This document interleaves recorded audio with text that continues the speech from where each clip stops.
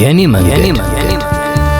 መንገድ ግለ ታሪክ በተድላ ተሾመ። ተራኪ ሙሉ ብርሃን ይማነ።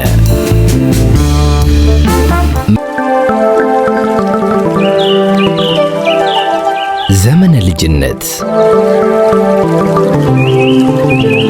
ልጅነት አንድም ንጹህነት ሲሆን አንድም ነገን የምንተለመበት ወቅት ነው። የትውልድ ሐረግ። ተድላ ተሾመ እባላለሁ።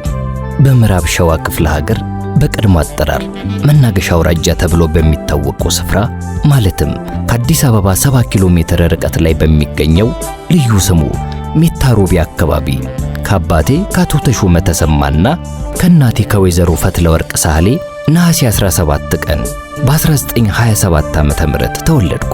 ወላጆቼ የትውልድ ሐረጋቸውን የሚስቡት ከሰሜን ሸዋ ሲሆን በተለይም ከመንዝ ይፋትና ቡልጋ ነው።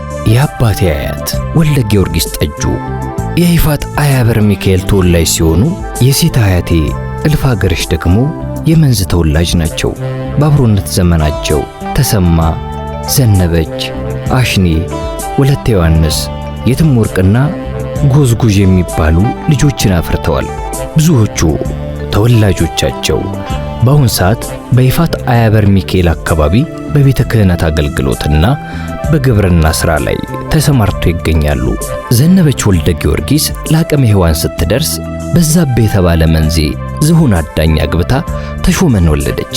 ከዕለታት ባንዱ ቀን ግን በዛብህ ለአደን ወደ ጫካ እንደሄደ ለረጅም ጊዜ ሳይመለስ በመቅረቱ ዘነበች ወደ አባቷ ቤት ተመልሳ መኖር ጀመረች። ከዛሬ ነገ ይመጣል እያለች በር በሩን የምትመለከተው ዘነበች የልጇን አባት ዱካ ለማግኘት ላይታች ብትልም በዛብህን አየው የሚል አካል ግን ጠፋ። ቀናቶች ገፍተው የበዛብህ በሕይወት የመገኘት ጉዳይም ተስፋ የሌለው ሕልም ብቻ ሆኖ ቀረ። ከጥቂት ዓመታት በኋላ ዘነበች በተለያየ ጊዜ 3 ባሎችን አግብታ ወለተ ዮሐንስን፣ ወርቅነሽንና ደምሴን ወልዳለች።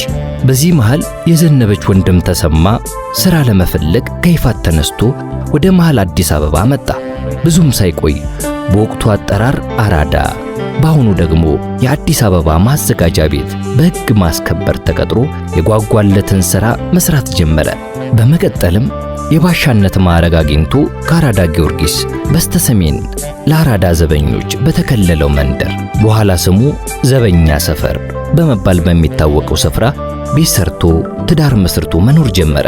በሰዓቱ የኔ የሚለው ልጅ ስላልነበረው የዘነበችን ልጅ ተሾመ በዛብህን ገና በሕፃንነት ዕድሜው ከይፋት አምጥቶ እንደ ልጁ በእንክብካቤ አሳደገው።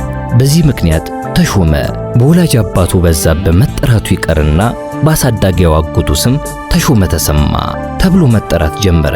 ተሾመ ዕድሜው ለትምህርት ሲደርስ በአጥቢያው ቤተ ክርስቲያን በቀጨኔ ደብረ ሰላም መድኃኔዓለም ፊደል ቆጥሮ ዳዊት ደገመ። በመቀጠልም እዚያው የቅዳሴ ትምህርት ተከታትሎ ክህነትን ተቀብሎ ለተወሰነ ጊዜ ቢሆንም በዲቁና አገልግሏል። ከዚያም ዘመናዊ ትምህርት እንዲከታተል ተፈሪ መኮንን ትምህርት ቤት ገባና የቢሮ ሥራ ለመያዝ የሚያበቃውን ያህል የእንግሊዘኛ ቋንቋ፣ የሂሳብና የጽሕፈት ትምህርት ከተማረ በኋላ እሱም እንዳሳዳጊ አባቱ ወይም አጎቱ አዲስ አበባ ማዘጋጃ ቤት ሥራ አግኝቶ በወጣትነት ዘመኑ በጽሕፈት ሥራ ተቀጠረ። እናቴ ፈትለወርቅ የትውልድ ሐረጓን የምትመዘው በመንዝ ከነጋዴው ወልደ ገብርኤልና ሐረጋቸውን ካዛለችና ከብሩ ከሚስቡት የአፍተነትዋ ወይዘሮ ጻድቄ ብሩ ልጅ ሳህሌ ሲሆን ሁለቱ የመጀመሪያ ልጃቸውን ማሚቴን ይዘው ከመንዝ ወደ ሰላሌ ፈልሰው ኑሯቸውን በዚያ መሰረቱ። ሲነገር እንደሰማሁት አቶ ወልደ ገብርኤል ተላላፊውን መንገደኛ በሩቅ ለመመልከት የሚያስችል ኮረብታማ ስፍራ ላይ ቤታቸውን ሰርተው ይኖሩ ነበር። በዚያ መንገድ ለሚተላለፍና ለመሸበት እንግዳ ሁሉ መጠለያ በመስጠትና በማስተናገድ የሚታወቁ ከበርቴ ነጋዴ እንደነበሩ ይነገራል።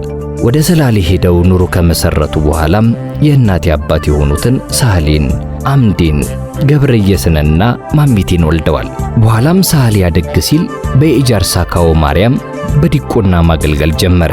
በሌላ በኩል ደግሞ በዚያው ዘመን የመንዝና የቡልጋ ተወላጅ የሆኑት ደብተራ ዘወልደ ማርያም የራስ ዳርጌ ግምጃ ቤት ሹም ስለነበሩ ራስ ዳርጌን ተከትለው ወደ ሰላሌ ይመጡና የሐሮ መድኃኔዓለም ቤተክርስቲያን በደብተራነት ያገለግሉ ጀመር።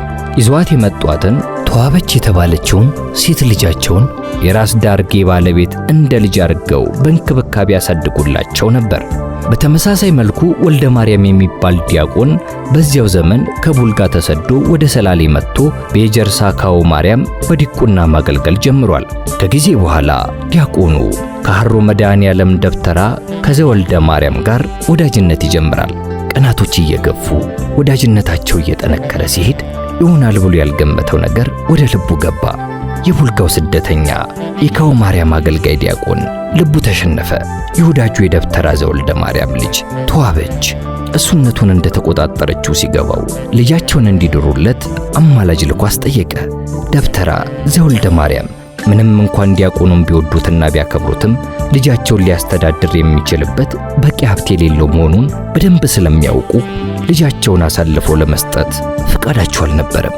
የተዋበች አሳዳጊ የራስ ዳርጌ ባለቤት ይህን ምስጢር ሲሰሙ ዝምታቸውን ሰብረው ሀብትና ንብረት አብረው ያፈራሉ፣ የሰርጉ ድግስም የኔ ዕዳ ነው፣ ለመተዳደሪያ የሚሆናቸው መሬትም ቆርሰን እንሰጣቸዋለን በማለት በደብተራ ዘወልደ ማርያም ላይ ተጽዕኖ አደረጉ። የልጃቸውን የወደፊት ሕይወት ማማር ይመኙ የነበሩት አባት ይህ ከሆነማ መንገዶይ አሉ። ሰርጉ ድል ተደርጎ ተደግሶ ተዋበችና ዲያቆን ዘወልደ ማርያም ተጋቡ። አንድ ጋሻ ለም የጤፍ መሬትም ተበረከተላቸው። ዲያቆኑ የሚያገለግላት ካዎ ማርያም ልመናውን አስምራለት ልቡ የወደዳትን ሴት ተዋበችን ሰጥታው በትዳር ተጣምረው ዘመናቸውን ኖሩት። በአብሮነታቸውም ማሚቴን፣ ተክሌን፣ መንክርን፣ ወልደየስንና ስዩምን ወለዱ። በኋላም የቡልጋው ነጋዴ የወልደ ገብርኤል ልጅ ዲያቆን ሳህሌ ወይም መምሬ የወልደ ማርያምንና የተዋበችን ልጅ የኔን አያት ማሚቴን አግብተው የሸዋ ሐረግና ፈትለ ወርቅ የተባሉ ሴት ልጆችን አፈሩ። ፈትለ ወርቅ ሳህሌ ማለት እናቴ ናት። ስለዚህም መንዝና ቡልጋ በእናቴ በኩል የኔ ትውልድ ሐረግ መሆኑ ተመላክቷል። በዘመኑ ኑሮ ለማሻሻል ከቦታ ቦታ መዘዋወር የተለመደ ነገር ስለሆነ መምሬ ሳህሌም በተራቸው እንደ ሌሎቹ ሰዎች ሁሉ የተሻለ ዕድል ለመፈለግ ቤተሰባቸውን ሰላሌ ላይ አክትመው ወደ አዲስ አበባ ተጓዙ። አጋጣሚ ሆኖ ወቅቱ የአፄ ምኒልክ የልጅ ልጅ የሆኑት ልጅ ኢያሱ የሚካኤልን ታቦት ከጎጃም ክፍለ ሀገር አስመጥተው አዲስ አበባ ቀጨኔ አካባቢ ላይ የደብረ ሰላም መድኃኔዓለም ቤተክርስቲያንን የሚመሰርቱበት ጊዜ ነበር። ይህ ሁኔታ ለመምሬ ሳህሌ በቅስና የመመደብ መልካም ዕድል ስለሚፈጥርላቸው ደጅ መጥናት ጀመሩ። በመቋቋም ላይ የነበረው ቤተክርስቲያን የራሱ አገልጋዮች ስላልነበሩት በዚያን ወቅት አገልግሎት የሚያገኘው መጀመሪያ ከደብረ ገዳም ወደ ኋላ ደግሞ ከእንጦጦ ራጉኤል ከቅድስት ሥላሴና ከገነተ ጽጌ ቅዱስ ጊዮርጊስ አብያተ ክርስቲያናት በተውጣጡ መዘምራንና ካህናት ነበር። ልጅ ኢያሱ ቤተክርስቲያኑን ለማቋቋም ከጎጃም ምድር ታቦቱን ይዘው ከመጡት ካህናት መካከል መምህር ወልደ ጊዮርጊስ የተባሉትን ካህን አስተዳዳሪ ወይም ማለቃ አድርገው በመሾም 10 ቀሳውስት፣ 6 ዲያቆናት፣ 34 መምህራን በድምሩ 50 አገልጋይ ካህናት እንዲመደቡ አመራር ሰጡ። ቤተክርስቲያኑን ለማቋቋም ኃላፊነት የተሰጣቸው መምህር ወልደ ጊዮርጊስ በአንድ አጋጣሚ የሆነ ንባብ እንዲነበብላቸው ፈልገው መምሬ ሳህሌን እንዲያነቡ ያዟቸዋል። በደጅ ጥናት ላይ የነበሩት መምሬ ሳህሌም በእድሉ ለመጠቀም አቅደው የተሰጣቸውን ንባብ በጥንቃቄና እጅጉን ባማረ መልኩ ያከናውናሉ። በዚያ ጊዜ አስተዳዳሪው በአነባበባቸው ጥራት ከመገረም አልፈው ይደሰታሉ። በኋላም ከሚመደቡት 10 ቀሳውስት መካከል አንዱ ሆነው እንዲተከሉ ወሰኑላቸው። በዚህ አኳኋን በ1903 ዓ.ም በተቋቋመው የቀጨኔ ደብረ ሰላም መድኃኔዓለም ቤተክርስቲያን ላይ መስራች አባል ሆኑና ስማቸው በደብሩ የትክለኞች መዝገብ መሃል ሰፍሮ ዛሬም ድረስ ይገኛል። ለመስራች ካህናቱ መተዳደሪያ የሚሆን ከአዲስ አበባ በስተምዕራብ 70 ኪሎ ሜትር ያህል ራቅ ብሎ በሚገኘው ሜታ ሮቢ በሚባለው አካባቢ 50 ጋሻ መሬት ተመድቦ መስራቾቹ አንዳንድ ጋሻ መሬት እንዲሰጣቸው ተደረገ። እንዲሁም አገልግሎቱን በሚሰጡበት ጊዜ እንዳይቸገሩ በማሰብ የመኖሪያ ቤት ለመስራት የሚያስችል በቤተ ክርስቲያኑ አካባቢ 1000 ካሬ ሜትር የከተማ ቦታ ተሰጣቸው። መምህር ሳህሌ ከያዙት አገልግሎት በተጨማሪ በቀበና ተራራ ላይ ልዑል ራስ ካሳ ባሰሩት በገነተ ኢየሱስ ቤተ ክርስቲያንም ለአገልግሎት ተመድበው ስለነበር ሁለቱንም አብያተ ክርስቲያናት ማገልገላቸውን ተያያዙት። በመሆኑም በወቅቱ የቤተ ክርስቲያን አገልግሎት በአብዛኛው የሚሰጠው በወር ተራ ስለሆነ ካህን ተቀጥሮ ማሰራት የተለመደ ነገር ነበረ። ይህን ልብ ያሉት መምህር ሳህሌም ግዴታቸውን በዚያም አይነት በአግባቡ ይወጡ ነበር። በዚህ ሁሉ የአገልግሎት ሥራ የተጠመዱት መምህር ሳህሌ ኑሯቸውን ለመደጎም የተሰጣቸውን መሬት ለማልማት ጊዜ ማግኘት አልተቻላቸውም። ሆኖም ግን የባለቤታቸውን የጊዜ ጥረት ያስተዋሉት ሚስታቸው ወይዘሮ ማሚቴ ወልደ ማርያም ሜታ ሮቢ ድረስ ሄደው ኑሮን በመመስረት የተሰጡትን መሬት ለማልማት ወሰኑና ጉዟቸውን አደረጉ። ከዚያም ማለፊያ ቤት አሰርተው ጭሰኞችን መድበው የግብርና ሥራቸውን አጠናክረው ቀጠሉበት። ተሾመ ቀጨኔ መድኃኔዓለም በዲቁና በሚያገለግልበት ወቅት የሚያውቃቸውን የደብሩን መስራች የመምህር ሳህሌን ልጅ ፈትለ ወርቅን ልቡ ከጀላትና ወግና ሥርዓቱን በተከተለ መንገድ ሽማግሌ አስልኮ ልጃችሁን ለልጃችን አስባለ። መምህር ሳህሌ ጥያቄውን ተቀብለው ከቤተሰብ ጋር ከመከሩ በኋላ የእሽታ መልስ ሰጥተው ተሾመና ፈትለ ወርቅ በ1926 ዓመተ ምህረት በጋብቻ ገመድ ተሳሰሩ። በጊዜው ፈትለ ወርቅ የ14 ዓመት ልጅ ስትሆን ተሾመ ደግሞ የ20 ዓመት ወጣት ነበር። ሁለቱ ጋብቻቸውን ሲፈጽሙ በአባቴ በኩል በእማኝነት የተሰየሙት አስተማሪው የነበሩት ቀኝ ጌታ ሞገስ ሲሆኑ በእናቴ ወገን ደግሞ የአባቷ የጡት ልጅና የክርስትና እናቷ የወይዘሮ አጥቂልሽ ባለቤት የነበሩት አቶ ተገኘ መሪ ነበሩ። ሚዜዎቻቸው አቶ ተፈራ ገብረ ማርያም፣ አቶ ጥበቡ በየነ፣ አቶ ከበደ ኃይለ መስቀልና መምህር ስዩም ገብረ ሕይወት ነበሩ። በእናቴ በኩል ደግሞ ተቀዳሚዋ ሚዜዋ እስከ ህልፈተ ሞታቸው ጊዜ ድረስ እንደ አክስቴ የምትቆጥራቸው የእናቴ የልጅነት ጓደኛዋና አብሮ አደጓ ወይዘሮ አልማዝ መንገሻ ነበሩ። እትዬ አልማዝ በእኔ ዕድሜ ልክ የሚሆን ልጅ ስላልነበራት እናቴ ደከም ሲላት የእርሷን ጡት ታጠባኝ እንደነበር ሲወራ ሰምቻለሁ። ተሾመና ፈትለ ወርቅ በባሻ ተሰማ ዘበኛ ሰፈር ውስጥ በተሰጣቸው ቦታ ላይ ቤት ሰርተው መኖር እንደጀመሩ ብዙም ሳይቆዩ እኔ የበሁር ልጃቸው በሀገረ ሜታ ሮቢ በአያቴ የገጠር ቤት ውስጥ በ1927 ዓመተ ምህረት በወርሃ ነሐሴ ምድርን ተቀላቀልኩ። ስለሆነም ከእናቴ ጋር የ15 ዓመት የዕድሜ ልዩነት ሲኖረን አባቴ ደግሞ በ21 ዓመት ይበልጠኛል። የሜታው የእርሻ ስፍራ ተፈጥሯዊ አቀማመጡ ማራኪ ነው። በሶስት አቅጣጫ በወንዝ የተከበበ ለልማት አመቺ የሆነ መሬት ሲሆን አቀማመጡም በስተ ምስራቅ ከፍ ካለው ኮረብታማ ዳገት ላይ ተነስቶ መሃሉ ላይ ሲደርስ ከፍታው ዝቅ እያለ ይመጣና ወደ ምስራቅ አቅጣጫ ሲቃረብ ሰፊውን የጨፌ ሜዳ አቋርጦ ከትልቅ ወራጅ ወንዝ ጋር ይዋሰናል። በሌላ በኩል የኮረብታማው ስፍራ ጫፍ በባለ ብዙ የዋንዛ ዛፎች የተሸፈነ ሲሆን መኖሪያ ቤታችንም የተሰራው ከዚሁ ስፍራ ጎን ነው። በዘመኑ በአካባቢው በሚታዩት ዳገታማ ስፍራዎች ላይ ብዙ አማራዎች ሰፍረው ይኖሩ ነበር። ቤታችን ኮረብታ ግርጌ ስር በመሰራቱ ንፋስን ለመከላከል ከማስቻሉም ባለፈ በአካባቢው ድንገተኛ ችግር ሲፈጠር በቀላሉ ከኮረብታው አናት ላይ ተሆኖ በኮረብታው ዙሪያ ለሰፈሩት ነዋሪዎች የድረሱልኝ ምልክት ለማሳየት የሚያመች ነው።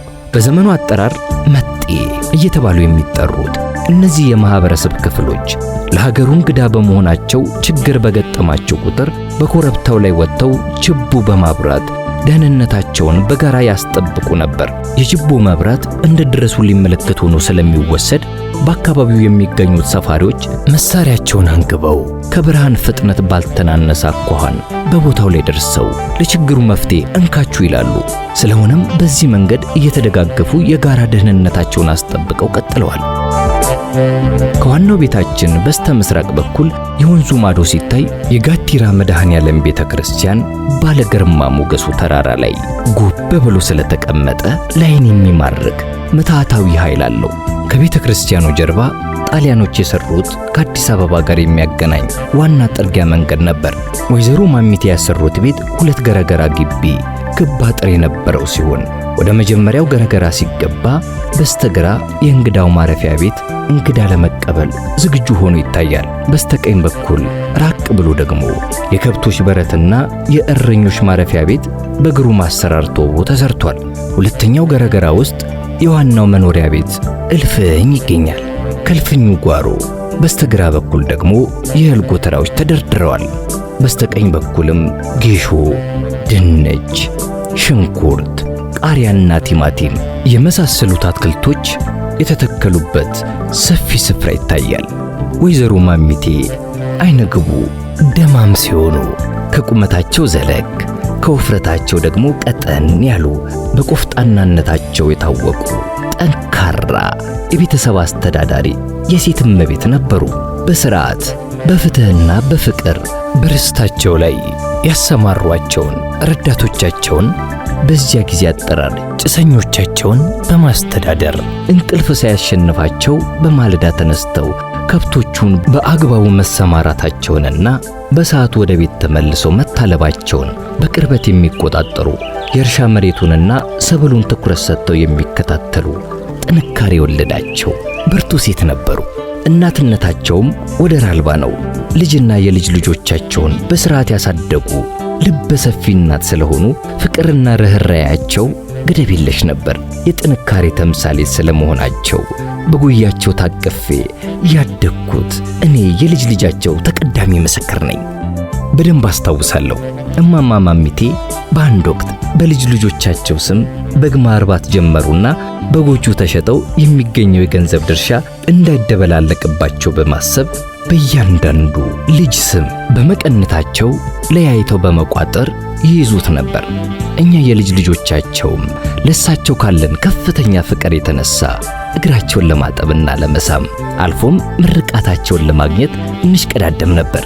አንዳንዴ ከጉጉታችን የተነሳ ምርቃት እንዳይቀርብን አንድ እግር አንዳችን ስናጥብ ሌላኛው ነገር ደግሞ የቀረው አንዱ ልጅ የሚያጥብበት አጋጣሚ ነበር። እግር አጠባው ከተገባደደ በኋላ በአያታችን ጉያ ውስጥ ታቅፈን ለመተኛት እናሳይ የነበረው ፊልሚያ የጦፈ ነበር። ይህም የልጅ ልጅ ሁሉ ለሳቸው ያለንን የፍቅር መጠን እንደ ማሳያ ተደርጎ ሊወሰድ ይችላል። ይህ የሆነ አልፎ በእኔ ስም ቡሬ የምትባል ላምና ግራጭ የሚባል ሰጋር በቅሎ ስለነበረኝ ከአዲስ አበባ ሜታ ከምንመላለስበት አጋሰሶች መካከል ዋነኛው ግራጭ የተባለው በቅሎ ነበር። እምብዛም ሰጋር ያልሆነ በቅሎ ቢሆንም ቤቱን ጠንቅቆ ስለሚያውቅ ገና ወደ ቤቱ ሲመለስ የ5 ኪሎ ሜትር ርቀት ያህል ላይ ሲደርስ ጀምሮ ያናፋና ግልቤ ይጀምራል። ግራጭ ድምፁን ሲያሰማ ወደ ቤት መቃረባችንን እናውቅ ነበር። ሜታ ባደግኩበት ዘመን ከፍተኛ የሆነ የእንስሳት ፍቅር ነበረኝ። የላሜ የቡሬ ወተትን ካልሆነ በስተቀር የሌላ ላም ወተት ፈጽሞ አልጠጣም ብዬ አስቸገር እንደነበር ሲወራ ሰማለሁ። ፈረሰኛ የመሆን ፍላጎትም ስለነበረኝና እንቅስቃሴዎችን አደርግ ስለነበር ቤተሰቡ አባ ፈርዳ የሚል ቅጽል ስም ሰጥቶኝ ነበር። እስከ 7 ዓመቴ ድረስ አብዛኛውን ጊዜ ያሳለፍኩት ሜታ ሮቢ ከአያቴ ቤት ስለነበር የኦሮምኛ ቋንቋን እንዳፍ መፍቻ አቀላጥፌ የምናገር እንደነበረ ቢታወቅም ብዙ ስላልተጠቀምኩበት ከጊዜ በኋላ እየረሳሁት መጣሁ። 7 ዓመት ሆኖኛል። ወቅቱ የፋሲካ ጾም ነው። እንደተለመደው ምዕመኑ በመጾምና በመጸለይ እያለ የጾም ወቅት ወደ መገባደጃው ተቃርቧል። ታላላቆቼ እናከፍላለን ሲሉ ሰምቼ እኔም ካላከፈልኩ ብዬ በጣም አስቸግሬ ነበር። ነገር ግን ሙከራዬ እማማን ወይም አያቴን አስጨንቋቸው ስለነበር ስሜቴን ሳይጎዱ ሙከራዬን የሚያከሽፉበትን ደንበኛ መንገድ አበጁ። እናም በወኔ ብቻ የተሞላው ጀብዱነቴን ለማብረድ የራብ ስሜት እስኪሰማኝ ድረስ ጠብቀው የምወደውን ምግብ በድንገት ለማጉረስ ወሰኑ። ቀጥሎ ምግቡን በእጃቸው ይዘው ከዚህ በፊት እንደሚያደርጉት እስኪ ቅመሰው ይጣፍጣል እኮ እያሉ በማባበል ጉርሻውን አይኔ ላይ ደቀኑብኝ። ወዲያው ራብ አስገድዶኝ ነው መሰለኝ ሳላስበው አፌን ከፈትኩላቸው። እማማ ምግቡን ቶሎ ብለው አፌ ውስጥ አስገብተው ጎዘጎዙት። ታዲያ ብዙም ሳልቆይ ጾሙን መሻሪ ትዝ ሲለኝ ለመጥፋት ሞከርኩ። ሆኖም ግን ምግብ አፍ ውስጥ ከገባ በኋላ ማክፈል እንደማይቻል ስለነገሩኝ የዚያው ሰዓት ሐሳቤን እርግፍ አድርጌ ተውኩት። በጥቅምት ወር በ1928 ዓመተ ምህረት ማለትም ከተወለድኩ በሁለት ወሬ ገደማ ፋሺስት ጣሊያን ኢትዮጵያን መውረሩ ተሰማ። ከ6 ወር በኋላ በወርሃ ሚያዝያ አዲስ አበባን ተቆጣጥሮ ጊዜያዊ መንግስትን መሰረተ። ወረራውን ተከትሎ ብዙ ሰው ከተማውን እየለቀቀ ወደ ገጠር መፍለስ ስለጀመረ የተወሰኑ የወላጆቼ ወዳጆች ወደ ሜታ ሮቢ መጥተው አያቴ ቤት ተቀምጠው ነበር። እነሱን ለማስተናገድ ዘውትር በሚዘጋጀው ምግብና መጠጥ ምክንያት ቤቱ ሁል ጊዜ የድግስ ቤት ይመስል ነበር ይባላል። የሆነ ሆኖ በ1930 ዓመተ ምህረት አብርሃም ደቦጭና ሞገስ አስገዶም የተባሉት ሀገር ወዳድ የኤርትራ ተወላጆች ህዝቡ ተስፋ እየቆረጠ የመጣ መስሎ ስለተሰማቸው ከወራሪ ኃይል ጋር እንዳይተባበር ለማድረግና የአርበኝነት ወኔ ለመቀስቀስ በማቀድ የጣሊያኑ ሀገረ ገዢ ግራዚያኒ ቤተ መንግሥት ውስጥ ግብዣ አስደርጎ ብዙ ኢትዮጵያውያን መኳንንቶችንና የከተማውን ነዋሪዎች ጋብዞ በነበረበት ወቅት ቦምብ ጥለው ሀገረ ገዢውን አቆሰሉት። ከዚያ ጥፋት በኋላም ያንን የጥፋት ድርጊት ለመበቀል የፋሺስት ኃይል በአዲስ አበባ ውስጥ ብቻ የጅምላ ጭፍጨፋ ዘመቻ አካሂዶ ከ30 ሺህ በላይ ሰዎችን በግፍ ገደለ። ከፍተኛ ንብረትም አወደመ። ሆኖም ግን ሁለት ወጣቶች አደጋውን ካደረሱ በኋላ ሸሽተው ወደ ደብረ ሊባኖስ ገዳም አቅጣጫ መሄዳቸው ስለተሰማ የፋሺስት ወታደር ተከታትሎ ወደዚያው አመራ። በወቅቱ የገዳሙ መነኮሳት ጣሊያን አይቆይም፣ እንደ ንፋስ ብን ብሎ ይጠፋል እያሉ ትንቢት ይናገሩ ስለነበር ወጣቶቹን ደብቀዋቸው ይሆናል በሚል ጥርጣሬ ምክንያት የተላኩት ወታደሮች የገዳሙን ካህናቶች ከተደበቁበት አስወጧቸው እያሉ ያስጨነቋቸው ቢሆንም ግን ካህናቱ ስለተጠየቁት ጉዳይ የሚያውቁት ነገር ባለመኖሩ በምንም አይነት መንገድ ሊረዷቸው አልቻሉም። በሰዓቱ የቅዱስ ሚካኤል ታቦት የሚነግስበት ወርሃ ግንቦት ስለነበር ከወትሮ በተለየ ሁኔታ በገዳሙ ውስጥ በቁጥር የበዙ ካህናት የአገልግሎት በረከት ለማግኘት ወደ ቦታው ተገኝተው ነበር።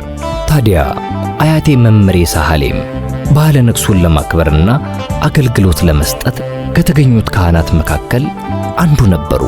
ጥረቱ ያልተሳካለት የፋሺስት ወታደር በንዴት እሳት ለብሶ ካህናቱን አንድ ላይ ከሰበሰበ በኋላ በካሚኦ ጭኖ በአካባቢው ወደሚገኘው የገደል ዳርቻ ወስዶ አሰቃቂ በሆነ አኳኋን ከረሸናቸው በኋላ አስከሬናቸውም እንዳይገኝ ገደል ውስጥ በመወርወር የአውሬ ራት ሆነው እንዲቀሩ አድርጓቸዋል። አያቴ መምሬ ሳህሌም የዚሁ ሰለባ ስለነበረ ቅዱስ ሚካኤልን ለማንገስ ከቤታቸው እንደወጡ ሳይመለሱ ቀሩ። እማማ ማሚቴ የባለቤታቸው እንደወጡ መቅረት ስላሳሰባቸው ነገሩን አጣርተው ደረሱበት። ድንጋጤ ልባቸውን መታው። የሕይወት አጋራቸው የልጆቻቸው አባት የመኖርን ሀሁ ያስተማሯቸው መምህሬ ሳህሌ ጎኔም ብለው አጠገባቸው ተኝተው ሳይዳብሷቸው ምድራዊውን ዓለም በቃኝ ብለው ድንገት ካጠገባቸው ሸሹ። ይህንን አምነው ለመቀበል የተቸገሩት እማማ ልባቸውን ሐዘን አጠላበትና በእንባ ጎርፍ እየታጠቡ ኩርምት አሉ። የኋላ ኋላ ግን በልጆቻቸውና በልጅ ልጆቻቸው ተጽናንተው ሐዘኑን ከልባቸው አራቁትና አባወራም እማወራም ሆነው የሜታውንና የሰላሌውን ርስታቸውን አንድ ላይ ማልማቱን ተያያዙት። ወጣቱ አባቴ ሜታ ሮቢ ውስጥ ምሽግ በመባል በምትጠራዋ የገጠር ከተማ ውስጥ በጽሕፈት ሥራ ከጠላት መስሪያ ቤት ተቀጥሮ ይሠራ የነበረ ሲሆን ቤተሰቡን ለማስተዳደር ከማሰብና ከመስራት አልፎ አጋጣሚውን ሁሉ በመጠቀም ለሀገርና ለወገን የሚጠቅም ሥራውን በውስጥ የአርበኝነት ተጋድሎ አበርክቷል። በወቅቱ በአካባቢው ከሚዘዋወሩት እንደ ደጃዝማች ከበደ ብዙነሽ ከመሳሰሉት አርበኞች ጋር ምስጢራዊ ግንኙነትን በመፍጠር ጠቃሚ መረጃዎችን በማቀበልና በተለያየ መንገድ ተይዘው እንዲታሰሩ የተበየነባቸውን ኢትዮጵያውያን በወታደር ከመያዛቸው በፊት ፍንጭ በመስጠት ከአካባቢው እንዲሰወሩ በማድረግ በስር ላይ የሚገኙትን ደግሞ በአንዳንድ ምክንያቶች ከስር እንዲፈቱ በማድረጉ ረገድ ከፍተኛ አስተዋጽኦ አድርገዋል። ጫካ በሰፈሩ አርበኞችና በአባቴ መካከል እንደ ድልድይ ሆነው ይላላኩ ከነበሩት መካከል መምህር ስዩም የተባሉት ግለሰብ ድርጊቱን በጥሩ ትዝታ ደጋግመው እያነሱ ሲዘክሩት ሰምቻለሁ። ሆኖም ግን የአባቴን ትክክለኛ አቋም የማያውቁ ሽፍቶች በአንድ ወቅት እናቴንና እኔን አፍነው በመውሰድ አባቴን በእጃቸው ውስጥ ለማስገባት ማቀዳቸው ተሰማ። አባቴም ዓላማቸውን ለማክሸፍና የእኛን ሕይወት ለማቆየት በፍጥነት ወደ አዲስ አበባ ተወስደን እንድንደበቅ ሁኔታዎችን አመቻቸ። በመሆኑም ቀደም ሲል በአያቴ ቤት ካረፉት እንግዶች መካከል አንዱ የአባቴ ጓደኛ አቶ ተፈራ ገብረ ማርያም ስለነበር ከእርሱ ጋር ተነጋግረው የዛኑ ዕለት ሌሊት እርሱ በበቅሎ አሳፍሮን ወደ አዲስ አበባ ይዞን ኮበለለ። በዚያን ወቅት ደግሞ ደጃዝማች ተፈራ ገብረ ማርያም የሚባሉ አርበኛ በወራሪው በፋሺስት ጣሊያን ይፈለጉ ስለነበር ጋሼ ተፈራ ገብረ ማርያምም በስመ ሞክሽነት በአዲስ አበባ ከተማ በጥብቅ የሚታደን ሰው ሆኖ ተገኘ። በመሆኑም ለኛ ሲል ከፍተኛ መስዋዕትነት ከፍሎ ሌሊቱን አዲስ አበባ ገብቶ እናቴ እንዳባት ወደመታያቸው የአባቷ የመምህር ሳሊ የጡት ልጅ ወደ ሆኑትና በወቅቱ ዳኛ ወደ ነበሩት ወደ አቶ ተገኝ መሪ ቤት ወስዶ አስረከበንና ወዲያውኑ እሱ ወደ ሜታ ሩቢ ማንም ሳያየው ተደብቆ ተመለሰ። አባባ ተገኝ ቤት ውስጥ በድብቅ የምንኖርበት ጊዜ በጭንቅ የተሞላ ነበር። እናቴ እንግዳ በመጣ ቁጥር እንዳትታይና ማናት የሚል ጥያቄ እንዳያስነሳባት ቀን ቀን አንድ ክፍል ውስጥ ተዘግቶባት ነበር የምትውለው። እኔ ደግሞ ልጅ ስለነበርኩ አንድ ቦታ ላይ ችሎ የመቀመጥ አቅም የለኝም። ያደግኩት በአያቴ ቤት ቦርቄ ላይታች ብዬ ተቀማጥዬ ነው። በአዲስ አበባ ምድር ደግሞ ያ በደስታ የሚሞላ ዓለም ፍጹም የለም። እንዲሁም በስህተት እንኳን ቢሆን ከግቢው ውስጥ እንዳልወጣ በጥብቅ ተከልክዬ ነበር። ታዲያ አንድ ቀን ከመንደሩ ልጆች ጋር መጫወት አማረኝና ማንም አያየኝም ብዬ በማሰብ በአጥር ግቢው ሾልኬ ወደ ውጭ ወጣው። ከዚያም የተጠማሁትን አየር በነፃነት ያለ ገደብ ማኩት። በዚያም የፈንጠዝያ ዓለም ውስጥ ሆኜ ሳለ በድንገት አንድ ነገር ተከሰተ። አስጠግተው የሚያኖሩን አባባ ተገኝ ከችሎት ሲመለሱ ከልጆቹ መካከል ሆኜ ስጫወት አገኙኝ። ነገሩ ቢያስቆጣቸውም ቀስ ብለው ከጠሩኝ በኋላ ወደ ቤት አስገብተው ትዕዛዛቸውን በማፍረሴ ኩርኩም ካቀመሱኝ በኋላ ሁለተኛ እንዳይደገም አስጠነቀቁኝ።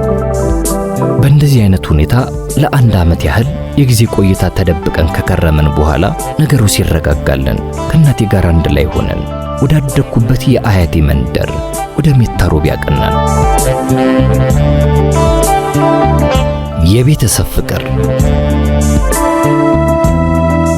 ነሐሴ 12 ቀን 1932 ዓመተ ምህረት ወንድሜ አማረ ተሾመ ተወልዷል። እኔ ደግሞ 5ኛ ዓመቴን አስቆጥሬያለሁ። እናቴ የአራስነት ጊዜዋን ያሳለፈችው ሜታ ሩቢ በእናቷ ቤት ውስጥ ነበር። በተወሰነ መልኩም ቢሆን የጠነከረች መስሎ በተሰማት ጊዜ ሕፃኑን ወንድሜን ለአያቴ ትታላት የኔን የትምህርት ጊዜ እንዳያልፍ ወደ አዲስ አበባ ይዛኝ ተመለሰች። በኋላም በአባቴና በእናቴ መካከል ብቸኛ ልጅ ሆኜ የሁለቱን ፍቅር እያጣጣምኩ በድንቅ እንክብካቤ መኖርን ተያያዝኩት። በሌላ በኩል ደግሞ የእናቴ ታላቅ እህት እትዬ የሸዋ ሐረግ እዚያው ቀጨኔ መድኃኔዓለም አጠገብ በአባታቸው ቅጥር ግቢ ውስጥ ትኖር ስለነበር የሁለቱም እህትማማቾች ቤተሰብ እንዳንድ ቤተሰብ ሆነው ይኖሩ ስለነበር ላክስቴ የነበረኝ ፍቅር ከእናቴ ያልተናነሰ ነበር። ከልጆቿም ጋር አብሬ በማደጌ ወንድማማችነታችንና ጓደኝነታችን ሳይሰናከል ለዘመናት ቀጥሎ ቆይቷል። በዘመኑ በዚያው መንደር ውስጥ የሚኖረው ማህበረሰብ በጣም የተቀራረበ አኗኗር ስለነበረው ከእድሜያቸውቼ ጋር መልካም በሚባል የጓደኝነት ፍቅር ተዋደን ጎሳና ዘር ሳንቆጥር ወዳጅነታችን ዘመን ተሻጋሪ ሆኖ ቀጥሏል። በዘመኑ ከትንሣኤ ወይም ከፋሲካ በዓል አንስቶ እስከ ዳግም ትንሣኤ ድረስ ያሉ የሳምንት ቀናቶች የሕዝብ በዓል ሆነው ይከበሩ ነበር። በመሆኑም የመንደሩ ነዋሪዎች ተራ በተራ ምሳና ራት እየተገባበዙ መላውን ቤተሰብ ባሳተፈ አኳኋን አብዝተው ይደሰቱ ነበር። በተለይ የራት ግብዣ በሚደረግበት ሰዓት ወላጆቻችን ጭምር ሳይቀሩ የመንፈሳዊ ዜማዎችን እያዜሙና ልዩ ልዩ የባህል ዘፈኖችንም አብረው እየዘፈኑ እኛም ልጆቻቸው የነሱን ትርኢት በማጀብና አለፍ ሲልም በተናጠል አዳዲስ ጨዋታ በማሳየት ትርኢቱን እናደምቀው ነበር። ያደግኩት በፍቅር ከተጋመደ ማህበረሰብ ውስጥ ስለነበር ለአብሮነት፣ ለመተሳሰብና ለመከባበር ከፍ ሲልም ሰው በመሆኑ ብቻ ሊሰጠው ስለሚገባ ዋጋ ተገንዝቤን ያደግኩት። ልጅ ሆኜ ከሰፈራቾቼ ጋር የልጆችን ጨዋታ አዘውትሬ አልጫወትም ነበር። አልፎ አልፎ ሌባና ፖሊስ፣ ሰኞ ማክሰኞና የብይ ጨዋታ ከመጫወቴ በስተቀር ምርጫዬ ከታላላቆቼ ጋር ማውጋትና መጫወት እንደነበር አብሮ አደጎቼ ያስታውሱኛል። አብዛኛውን ጊዜ አድራጎቴ ያለ ዕድሜ ያደግኩ ያስመሰለኝ ስለነበር ከዛፍ ጥላ ስር ተቀምጬ የተሰጠኝን የቤት ሥራ መስራትና መጽሐፍ ማንበብ አዘወትር ነበር። የሰፈሩ አዛውንቶች በመንገድ ሲያልፉ ሳያቸው ስራዬ ብዬ ከተቀመጥኩበት ተነስቼ እጅ ስለምነሳ ወደ እኔ ጠጋ እያሉ ስለምሰራው ሥራ እየጠየቁ ምርቃታቸውን እንደ ጉድ ያጎርፉልኝ ነበር። በማህበረሰቡ ዘንድ እንደ ትልቅ ልጅ ስለምታይ እናትና አባቴ ግብዣ ሲጋበዙ ልጁ እንዳይቀርብን የሚል መልእክት ይደርሳቸው ነበር።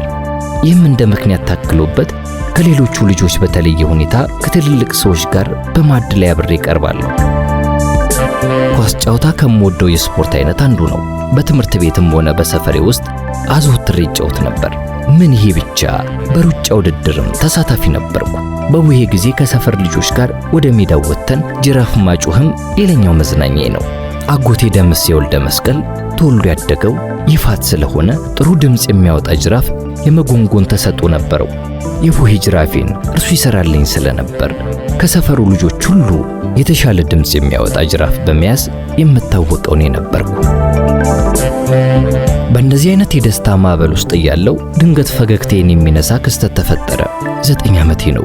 በወጉ ፍቅራቸውን ያላጣጣምኩባቸው እናትና አባቴ በፍች ተለያዩ። ለተወሰነ ጊዜ ማስተናግደው ስሜት ግራ እያጋባኝ ቢሆንም ሁለቱ የሚኖሩበት በተለያየ ቤት ሆኖ አንድ ግቢ ውስጥ ስለነበር በተለይ ደግሞ ሲገናኙ ምንም ለውጥ ሳያሳዩ እንደ ሁልጊዜው ሲጫወቱ ስመለከት የመፋታት ትርጉሙ ምን እንደሆነ አልገባኝም ነበር።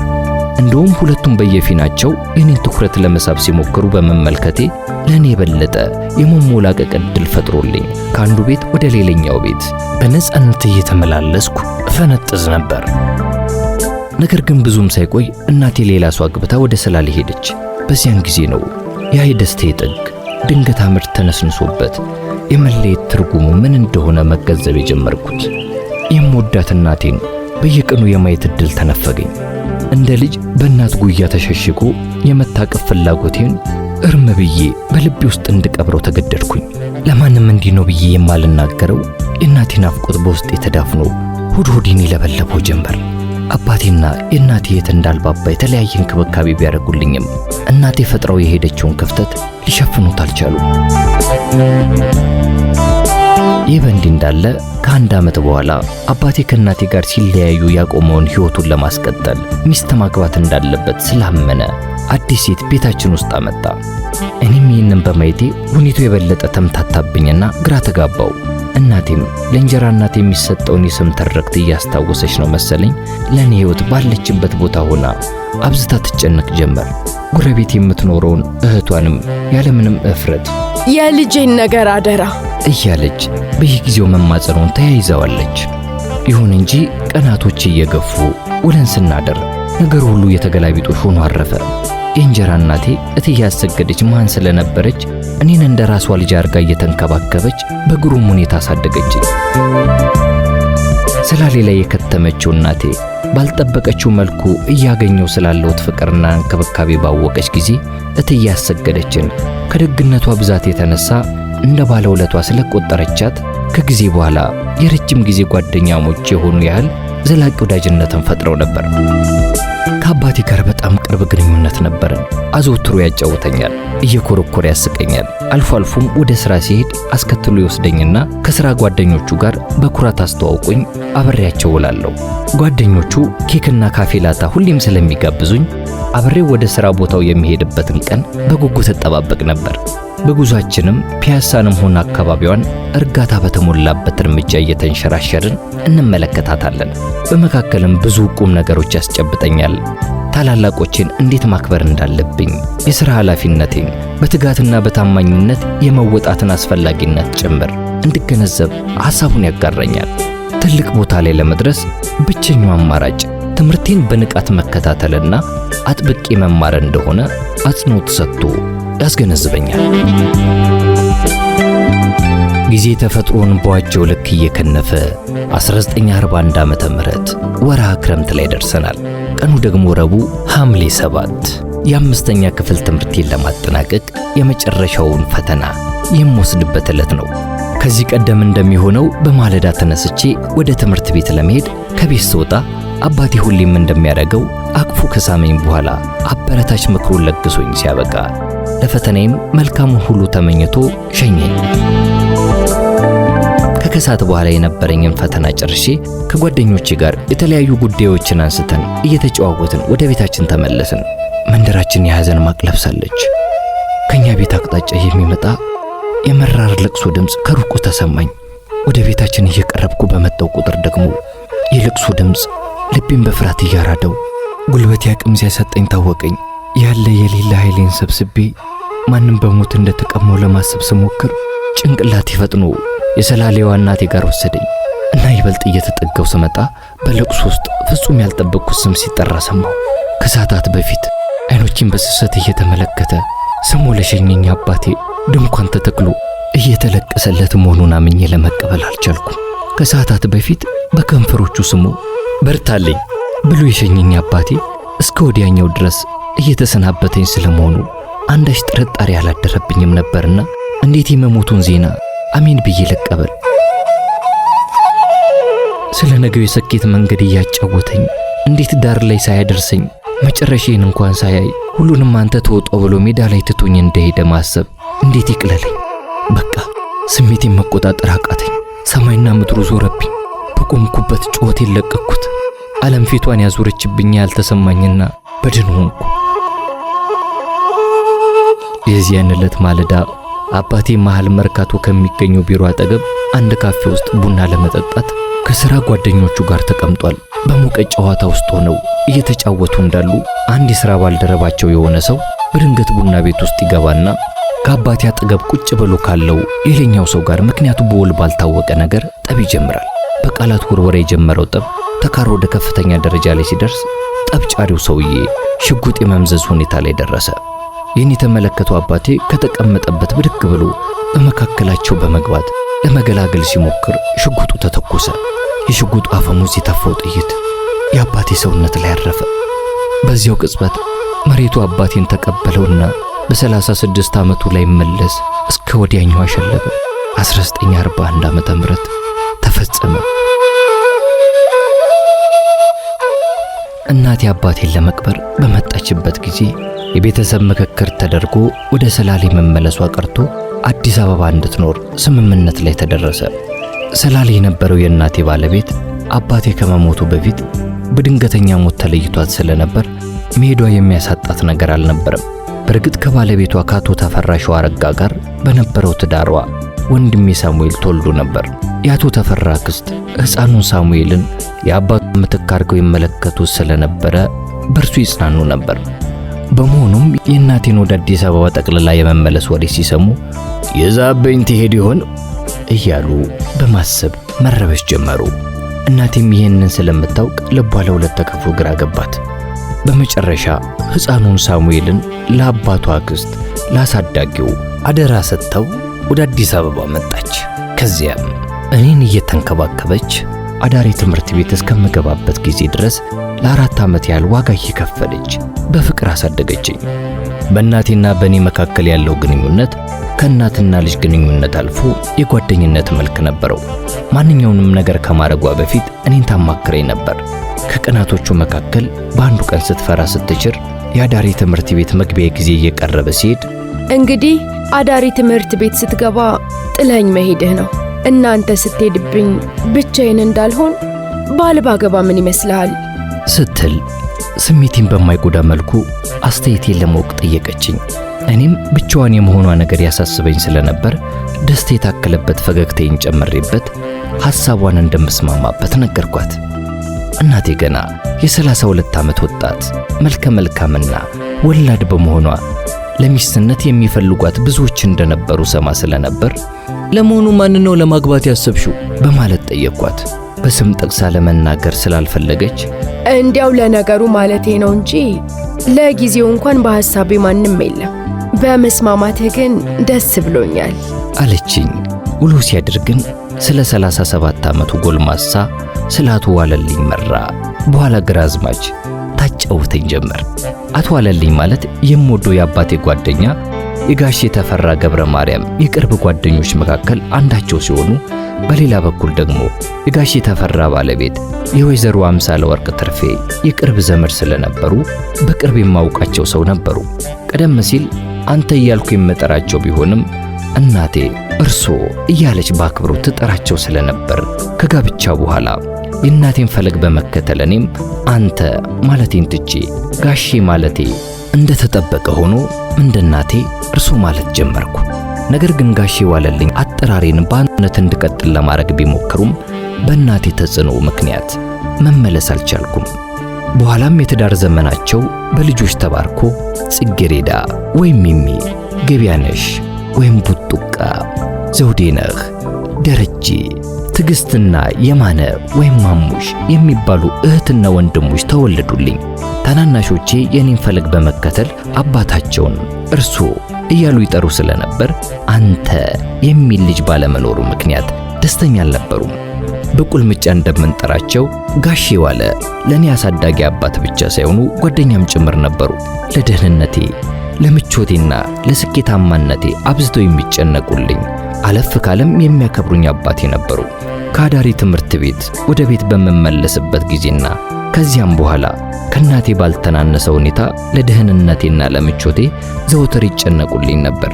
ስለዚህ በትርክት የሚሰማው በእንጀራ እናትና በእንጀራ አባት ላይ የሚሰጠው ስያሜ እኔን ስላላጋጠመኝ በሕይወቴ ውስጥ ምንም አሉታዊ ተጽዕኖ አላሳደረብኝም።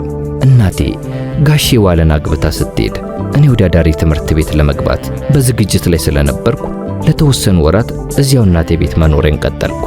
ብቻዬን በምኖርበት ጊዜ ጥቁር ሰሌዳና ቾክ ገዝቼ በትርፍ ጊዜ የመድኃኔዓለምን ዲያቆናት የእንግሊዘኛ ፊደልና ቀላል አረፍተ ነገሮች እንዲሁም አራቱን የሂሳብ መደቦች ማስተማር ጀመርኩ። ለተማሪዎች የሰጠዋቸው ዕውቀት ሥራ ለማግኘት ረድቷቸዋል። ብዙዎቹ በመንግሥት መስሪያ ቤት ውስጥ በጽሕፈት ሥራ ለመቀጠር በቅተዋል።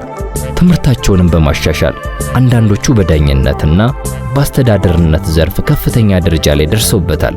በጊዜው ለአገልግሎቴ የኪስ ገንዘብ ከማግኘቴ ባሻገር ተማሪዎቼ የመንግሥት ሥራ እንዲያገኙ በማስቻሌ ከፍተኛ መንፈሳዊ እርካታ አግኝቼበታለሁ።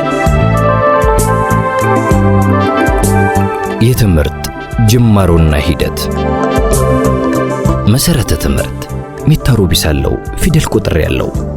ሆኖም ግን ፋሺስት ጣሊያን ከብዙ መስዋዕትነት በኋላ ድል ተነስቶ እንደተሸኘ እኔም ወደ አዲስ አበባ ከተማ መጥቼ በአያቴ ደብር በቀጨኔ ደብረ ሰላም መድኃኔዓለም ደውል ቤት ውስጥ በነበረው የአብነት ትምህርት ቤት ገብቼ መደበኛ ሥርዓተ ትምህርቴን መከታተል ጀመርኩ። የቀለም ትምህርት ቤቱ አስተማሪ ላከ ሰላም ገብረ ክርስቶስ ይባሉ ነበር። እኚህ ሰው የአያቴ የመምሬ ሳህሌ የእህት ልጅ ሲሆኑ የሚኖሩትም በዚያው በቤተ ክርስቲያኑ አካባቢ አያቴ ግቢ ውስጥ ነበር። የኔታ ገብረ ክርስቶስ ለሥነ ሥርዓት ከፍተኛ ትኩረት የሚሰጡ ኮስተር ያሉ መምህር ነበሩ። በተለይ እኔ የቅርብ ዘመዳቸው በመሆኔ ትእዛዛቸውን ቅልል አድርጌ እንዳልመለከተባቸው አጥብቀው ይቆጣጠሩኝ ነበር። የፊደል ቆጠራው ሥርዓት እንደተለመደው ከአስከፈ ፊደሉን እየጠሩ ማሰማት ሲሆን ብዙ ጊዜ ፊደሉን የሚያስቆጥሩት ዋናው መምህር ሳይሆኑ ከፊደሎቹ ጋር በደንብ የሚተዋወቀው ተማሪ አዲስ ገቢውን እንዲያስቆጥር በሚደረገው ሂደት ነው። ተማሪው ፊደላቶቹን መረዳቱ ሲረጋገጥ ወደ አቦጊዳ ቆጠራ ያልፋል። የአቦጊዳ ትምህርት ደግሞ ፊደላቶቹ ከላይ ወደ ታችና ከቀኝ ወደ ግራ የተደረደሩ ፊደላትን የያዘ ስለሆነ ተማሪው ፊደላቶቹን በሚገባ ማንበብ የቻለ እንደሆነ ፊደል የመለየቱ ችሎታ በሚገባ ይታወቀለታል ማለት ነው። ከዚህ የቀጠለ እንደሆነ ደግሞ ፊደል ሐዋርያትንና የዮሐንስ መልእክትን እያዜመ እንዲያነብ ይደረጋል። የዚህ የትምህርት ችሎታ ላይ ደርሶ አቅሙ ሲረጋገጥ የቀለም ትምህርቱን እንደጨረሰም ይቆጠርለታል። በመቀጠል ደግሞ የጸሎት ትምህርት ከአቡነ ዘበሰማያት ጀምሮ እስከ ጸሎተ ሃይማኖት ይማራል። ያንን መጨረሱ ሲታወቅ ቅዳሴ ማርያምና ዳዊት እንዲማር ይደረጋል። የዳዊቱን ንባብ ያለምንም ችግር እያንበለበለ ለማሰማት የቻለ እንደሆነ ተማሪው ዳዊትን ደግሞ ጨርሷል ተብሎ ትምህርቱን ማጠናቀቁ ይረጋገጥለታል። ታዲያ እኔም ከላይ በተመለከትናቸው የሥርዓተ ትምህርት ሂደቶች ውስጥ ካለፍኩ በኋላ የቀለም ትምህርቱን ማጠናቀቄ ተመሰከረልኝና ጨረስኩ። በዚያ ዘመን አንድ ተማሪ የዳዊት ትምህርቱን ተምሮ ከጨረሰ በኋላ በአንድ ደረጃ ከፍ ብሎ ወደ ዜማ ትምህርት ይገባ ነበር። ይሁን እንጂ እኔ የዜማ ትምህርትን የመከታተል እድል አላገኘሁም። ዳዊት ደግሜ እንደጨረስኩ በቀጥታ ዘመናዊ ትምህርት ወደሚሰጥበት የተፈሪ መኮንን ትምህርት ቤት አቀናው። ፊደል ቆጥሬ ዕውቀት ከገበየሁበት የቄስ ትምህርት ቤት ስለቅ የተደረገልኝ ልዩ የሽኝትና የምስጋና ንግግር አሁንም ድረስ ደስታ በታከለበት ትዝታ ውስጥ አስታውሰዋለሁ። ሰዓቱ ረፈድ ብሎ ነበር። የቀጨኔ ደብረ ሰላም መድኃኔዓለም የአብነት ትምህርት ቤት የቀለም ተማሪዎች ግራ በሚያጋባ መልኩ መደማመጥ በማይችሉበት ሁኔታ ውስጥ ሆነው በየደረሱበት የትምህርት አይነት ከፍ ባለ ጩኸት ታጅበው እየተማማሩ ነበር። እኔ ደግሞ የኔታን ለመሰናበት ወደ እሳቸው ተጠጋውና እጅ ነስቼ ከጎናቸው ቆምኩኝ። እሳቸውም አንዳች ስሜት በተሸከመ አይነት አተያይ ተመልክተውኝ ሲያበቁ ደውል ደወሉ። የአንድንም መንጋ ሩምታውን ያቀልጥ የነበረው ድምፅ ድንገት ጸጥ አለና በቅጥር ግቢ ውስጥ ጸጥታ ሰፈነ። ያን ጊዜ ኔታ ከመንበራቸው ብድግ አሉና ሁሉም ተማሪዎች ወደ እርሳቸው አቅራቢያ እንዲሰበሰቡ ጠሯቸው። ከዛም እኔን እየተመለከቱኝ በዚያ ትምህርት ቤት ውስጥ የነበረኝን ቆይታ አጠናቅቄ የመጨረሻው ቀን ላይ መድረሴንና የዘመናዊ ትምህርቴን ለመከታተል ወደ ተፈሪ መኮንን ትምህርት ቤት የተዛወርኩ መሆኔን አበሰርኳቸው። አክለውም በቀለም ትምህርት ቤቱ በቆየሁበት ጊዜ ያሳየሁትን ትጋትና መልካም ስነ ምግባር አድንቀው ለወደፊቱም በዚያው ጥንካሬ እንድቀጥል ከመምከር አልፎም ለተቀሩት ተማሪዎች አበረታች የሚሆን መልካም ሐሳባቸውን አጋሩኝ። በመጨረሻም ጸሎት ተደርጎልኝ ምርቃታቸውን ካገኘው በኋላ ጉልበታቸውን ስሜ በተማሪዎቹ የደመቀ ጭብጨባ ታጅቤ ተሸኘውና ግቢውን ለቅቄ ወጣው። ይህ የመጀመሪያ የምረቃ ስነ ስርዓት ተደርጎ ሊወሰድ ይችላል። ምንም እንኳን የዘመናዊ ትምህርት ዕድል ተመቻችቶልኝ ከአብነት ትምህርት ብርቅም የካህን ቤተሰብ እንደመሆኔ ከቤተ ክርስቲያን አስተምሮት አልተለየውም ነበር። ስለሆነም ክህነትን በወቅቱ ከነበሩት ከግብፃዊው ሊቀ ጳጳስ አቡነ ቄርሎስ ተቀብዬ በደብረ ሰላም መድኃኔዓለም ቤተ ክርስቲያን አልፎ አልፎም ቢሆን በዲቁና አገልግያለሁ። ይሁን እንጂ አገልግሎቴ ዣንጥላ ከመያዝ አላለፈም። የመንፈሳዊ ትምህርቱንም ቢሆን ካክስቴ ልጆች ከንጉሴ በየነ እና ከአድማሱ በየነ በኋላ አባ ፈቃደ ሥላሴ ጋር በመለጠፍ የዜማውንና የቅኔ ትምህርቱን መነካካት ያልቀረም ነበር። በተለይም በክረምት ወራት ትምህርት ቤት ሲዘጋ ከነሱ ጋር በአታ ለማርያም አብነት ትምህርት ቤት እየሄድኩ ከታዋቂው የቅኔ መምህር ከየኔታ ጌራ ዘንድ ቅኔ መቁጠር ጀምሬ ነበር። የቅኔ ቁጥሬ ከመጀመሪያው ደረጃ ከጉባኤ ቃና ያላለፈ ቢሆንም ሚስጥራተ ትምህርቱን ግን ለመረዳት አስችሎኛል። ታዲያ ያኔ ከደብሩ ዲያቆናት ጋር በመሆን በተለይ የጥምቀት በዓል ጊዜ ካባ ደርቤ ደውል እያቃጨልኩ ታቦቱን አጅቤ ወደ ጥምቀተ ባህር ሲሄድ የሚሰማኝ ደስታና ኩራት ወደር አልነበረውም። በነገሬ ላይ ታቦት አጅቤ በመውጣበት ጊዜ የምለብሰው ካባ ቀደም ሲል አባቴ ልጅ ሆኖ በበዓል ወቅት የለብሰው የነበረውን በወርቀ ዘቦ የተንቆጠቆጠውን ካባ ሲሆን በቄሰ ገበዙ ልዩ ትእዛዝ ተመርጦልኝ ነበር በክብር የማረገው። ዘመናዊ ትምህርት ተፈሪ መኮንን ትምህርት ቤት።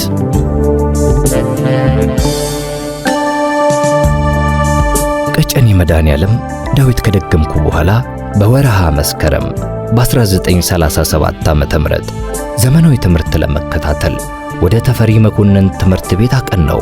ወቅቱ የካናዳ ኢየሱሳውያን ጀስዊቶች የትምህርቱን ሥርዓት አመራሩን ኃላፊነት የተረከቡበት ጊዜ ነበር።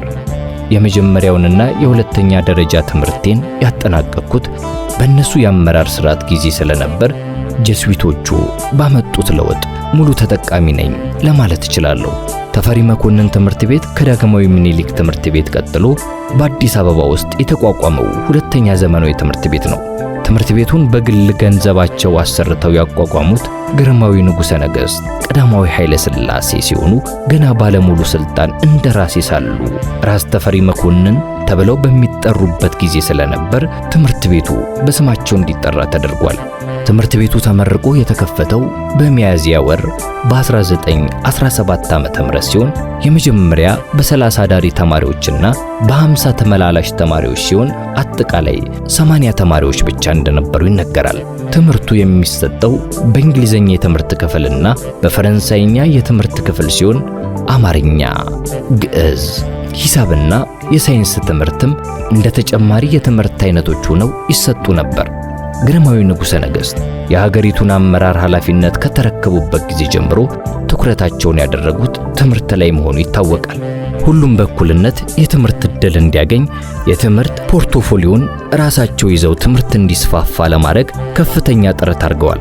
ለዚህም ማሳያ ይሆን ዘንድ በራሳቸው ወጪ መሳፍንቱንና መኳንንቱን በማስተባበር ጭምር ያስገነቡትን የተፈሪ መኮንን ትምህርት ቤት በመረቁበት ጊዜ የተናገሩትን መጥቀስ ይቻላል።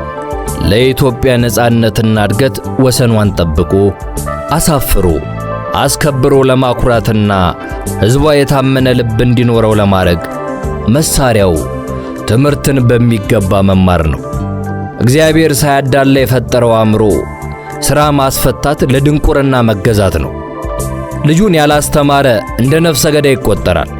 ይህችን የእውቀት ምግብ ሰጥታ የምታሳድጋችሁን ትምህርት ቤት በጥበብ አድጋችሁ በአእምሮ በምትጎለምሱበት ጊዜ እግዚአብሔር እንደየድላችሁ በሚሰጣችሁ ዕውቀት የሀገራችን መሳሪያ ናትና እንዳትጠብ፣ እንድትሰፋ፣ እንዳትወድቅ፣ እንድትበረታ እንድታደርጉ ለምናችኋለሁ ሲሉ አደራውን ለተከታዩ ትውልድ በተማጽኖ አስተላልፈዋል። ተፈሪ መኮንን ትምህርት ቤት የሚገኘው ከአዲስ አበባ ከተማ በስተሰሜን ወደ እንጦጦ ማርያም ከሚወስደው ጎዳና ወደ ቀኝ ገባ ብሎ ነው። እኔ ትምህርት ቤት በገባውበት ጊዜ አካባቢው መንደር የበዛበት ሲሆን አሁን ምስካየ ኅዙናን መድኃኔዓለም ቤተክርስቲያንን ግቢ ይዞ ወደ ደቡብ ያለውን ቦታ የወታደሮች ካምፕ ነበር። ወደ ትምህርት ቤቱ የሚገባው በካምፑ አጥር ጎን በሚገኘው ቀጭን መንገድ ነው። ከጥቂት እርምጃዎች በኋላ ዋናው በር ይገኛል። ከዚያ የትምህርት ቤቱ ሕንፃ ወለል ብሎ ይታያል። ከግቢው በስተግራና በስተቀኝ በኩል አነስ ያሉ ቪላዎች ነበሩ። በግራ በኩል ያሉት ቪላዎች በዚያን ወቅት በወር 80 ሽሊንግ የሚከፍሉ ተማሪዎች መኝታ ቤት ሲሆኑ፣ በቀኝ በኩል ደግሞ ያሉት የተወሰኑ የቢሮ ሰራተኞች የሚኖሩበት ቤት ነበር። በቀኝ ወገን ከሚታዩት ቪላዎች ጀርባ የትምህርት ቤቱ ዳይሬክተርና አዲስ የመጡት ኢየሱሳውያኖች ባልደረቦቻቸው የሚኖሩበት የጋራ ቤት ሲሆን፣ ከትምህርት ቤቱ ዋና ሕንፃ ፊት ለፊት ደግሞ ሰፋ ያለ ክብ የአትክልት ስፍራ አለ። መሃሉ ላይ ረጅም ሰንደቅ ዓላማ መስቀያ ምሰሶ ተተክሎ የኢትዮጵያ ሰንደቅ ዓላማ ሲውለበለብበት ይታያል። ከሕንፃው በስተሰሜን በኩል በእንጨት የተሰራ ባለ አንድ ፎቅ ቤት ይገኝ ነበር። ሕንፃው በወር 50ና 30 ሽልንግ መክፈል የሚችሉ እንዲሁም በነፃ ዳሪ የሆኑ ተማሪዎች መኝታ ቤት ነበር።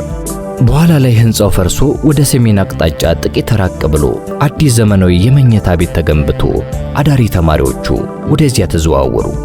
ከፈረሰው ሕንፃ በስተ ምስራቅ አሁን መጻሕፍት ቤት ሆኖ የሚገኘው ቤት የአዳሪ ተማሪዎች ምግብ ቤት ነበር። ከዋናው የትምህርት ቤት ሕንፃ በስተጀርባ የምድር ቤቱ ለዕቃ ቤት፣ ለመጻፍ ጥረዛና ለሌሎች አገልግሎቶች ይውል ነበር። ጥቂት ዝቅ ብሎ የምክትል ዳይሬክተር ቢሮና ብዙ የመማሪያ ክፍሎች ይገኛሉ። አዲስ ከተሰራው መኝታ ቤት በስተጀርባም ለመኝታ ቤት የሚያገለግሉ አነስተኛ ቪላዎች ነበሩ። የትምህርት ቤቱ ክሊኒክ እና የስካውት መምሪያ የሚገኙትም በእነዚሁ አነስተኛ ቪላዎች ውስጥ ሲሆን ከቪላዎቹ አንስቶ እስከ አጥሩ ጥግ ድረስ ጥቅጥቅ ያለ ጫካ ነበር። ትምህርት ቤቱ ግቢ ውስጥ የተሟላ የስፖርት አገልግሎት የሚሰጥበት ቦታም ነበረው። 2 መስፈርቱን የጠበቁ እንዲሁም 4 የሚሆኑ የተለያዩ መጠን ያላቸው የኳስ ሜዳዎችን ያካትታል። የቅርጫት ኳስና የልዩ ልዩ ጂምናስቲክ መስሪያ ቦታም ነበረው። ስለዚህ ተማሪው በመረጠው የስፖርት አይነት እንዲሳተፍ ለማበረታታት እድሉ ከፍ ያለ ነበር። በፋሺስት ወረራ ጊዜ ተፈሪ መኮንን ትምህርት ቤት ተዘግቶ ነበር። ከጦርነቱ በፊት በዚያ ጊዜ ይማሩ የነበሩ ተማሪዎች ጥቂቶቹ በተቃዋሚነት ስለተፈረጁ ፋሺስት እያደነ አጥፍቷቸዋል። የተፈሪ መኮንን ትምህርት ቤት በ5 ዓመቱ በጣሊያን የቆይታ ጊዜ የጣሊያን ልጆች ብቻ ማስተማሪያ ተደርጎ ነበር። ፋሺስት ጣሊያን ድል ሆኖ ከወጣ በኋላ ከሞት የተረፉት የትምህርት ቤቱ የቀድሞ ተማሪዎች በሚሊታሪና በሲቪል ዘርፍ ተሰማርተው ንጉሠ ነገሥቱን በማገዝ ለሀገር ግንባታ ከፍተኛ አስተዋጽኦ አድርገዋል። ለአብነት ያህል ጄኔራል አብይን፣ ጄኔራል ከበደ ገብሬ፣ ጄኔራል ነጋ ኃይለ ሥላሴና ሌሎችንም መጥቀስ ይቻላል። ከነጻነት በኋላ ግርማዊ ንጉሠ ነገሥት ትምህርት ቤቱን አጠናክረው እንደገና ለማቋቋም በትምህርት አሰጣጣቸው ጥራትና በዲሲፕሊን ጠንካራነታቸው የታወቁትን ቀደም ብሎ የተገለጸውን የካናዳ ኢየሱሳውያን ጀስዊቶች የትምህርት ቤቱን አስተዳደር እንዲረከቡ ጋብዘው አመጧቸው። ይህ ሲደረግ ግን የማህበረሰቡ ግንዛቤ የዘመናዊው ትምህርት አሰጣጥ ሃይማኖትን የሚያስለውጥ ተቋም አድርጎ ይመለከተው ስለነበር ጀስዊቶቹ ወደ ኢትዮጵያ ሲጋበዙ የሃይማኖት ልብሳቸውን እንዳይለብሱ ጥብቅ ማስጠንቀቂያ ተሰጥቷቸው ነበር። ካናዳውያን ጀስዊቶች የተመረጡበት ሌላው ምክንያት ካናዳ ለሙሶሎኒ ወረራ ዕውቅና ካልሰጡት ሀገሮች አንዷ በመሆኗ እንደነበረች ይገመታል። በመሆኑም ከሀገራቸው የትምህርት ሚኒስቴርም ሆነ ወይም ከሌላ አካል ምንም አይነት መመሪያ ወይም ትዕዛዝ እንዳይቀበሉ ጥብቅ እገዳ ተደርጎባቸው እንደነበርም ይታወቃል። ጀስዊቶቹ ትምህርት ቤቱን ሲረከቡ ትምህርት የሚሰጠው ከአንደኛ እስከ 7ኛ ክፍል ድረስ ብቻ ነበር። የተማሪዎቹ የዕድሜ ስብጥር የተዘበራረቀ ሲሆን ከመማሪያ ክፍሎቹ ጋር የተመጣጠነ አልነበረም። በጦርነቱ ምክንያት ትምህርታቸውን መከታተል ያልቻሉ ዕድሜያቸው ገፋ ያሉ ወጣቶች በዕድሜ ከማይመስሏቸው ታናናሾቻቸው ጋር አንድ ክፍል ውስጥ ተቀምጠው ይማሩ ነበር። ይህን የማስተካከል ኃላፊነት የተሰጣቸው ደግሞ ጀስዊቶች ስለነበሩ ስርዓት ለማስከበርም ትልቅ ችግር ፈጥሮባቸው ነበር። አንዳንዶቹ ጎረምሳዎች ከትምህርት ቤቱ በስተ ምስራቅ በኩል ያለውን የቀበናን ጫካ አጥር እየዘለሉ መሸታ ቤት የሚያዘወትሩ፣ ሌሎቹ ደግሞ መሳሪያ ታጥቀው የሚንቀሳቀሱ ነበሩ። ታዲያ አንድ ቀን በአንድ አጋጣሚ አንድ የታዋቂ ባለስልጣን ልጅ ጥፋት አጥፍቶ የሥነ ሥርዓት ማስከበር እርምጃ ተወሰደበት እና ባልተጠበቀ መልኩ ጥፋተኛው ተማሪ በዋናው ዳይሬክተር ዶክተር ማት ላይ ሽጉጥ እስከ መምዘዝ ደረጃ ደርሶ ወላጅ አባቱና የትምህርት ሚኒስቴሩ ኃላፊ ተጠርተው ችግሩን እንዲያበርዱ የተገደዱበት ሁኔታ ተፈጥሮ ነበር። በወቅቱ የክብር ዘበኛና የፖሊስ አካዳሚዎች የሚቋቋሙበት ጊዜ ስለነበር ብዙዎቹ እነዚህን ተቋማት እንዲቀላቀሉ ተደርገዋል። ከፊሎቹም ወላጆቻቸው ወደ ፈረንጅ ሀገር ለትምህርት ልከዋቸው ነበር። ይህ በእንዲህ እንዳለ በሌላ በኩል ደግሞ አዲስ ተማሪዎች ሲመዘገቡ ዕድሜንና የትምህርት ክፍልን ለማስተካከል ከፍተኛ ጥረት በመደረጉ በአጭር ጊዜ ውስጥ የተማሪዎቹን ዕድሜ ከትምህርት ደረጃው ጋር ለማስተካከል ተችሏል። በጊዜ ሂደትም የአንደኛና የሁለተኛ ደረጃ ትምህርት የሚሰጥበት ትምህርት ቤት ሆነ። ሆኖም ግን የክፍል አመዳደቡ ከሌላው ትምህርት ቤት ለየት ያለ ነበር።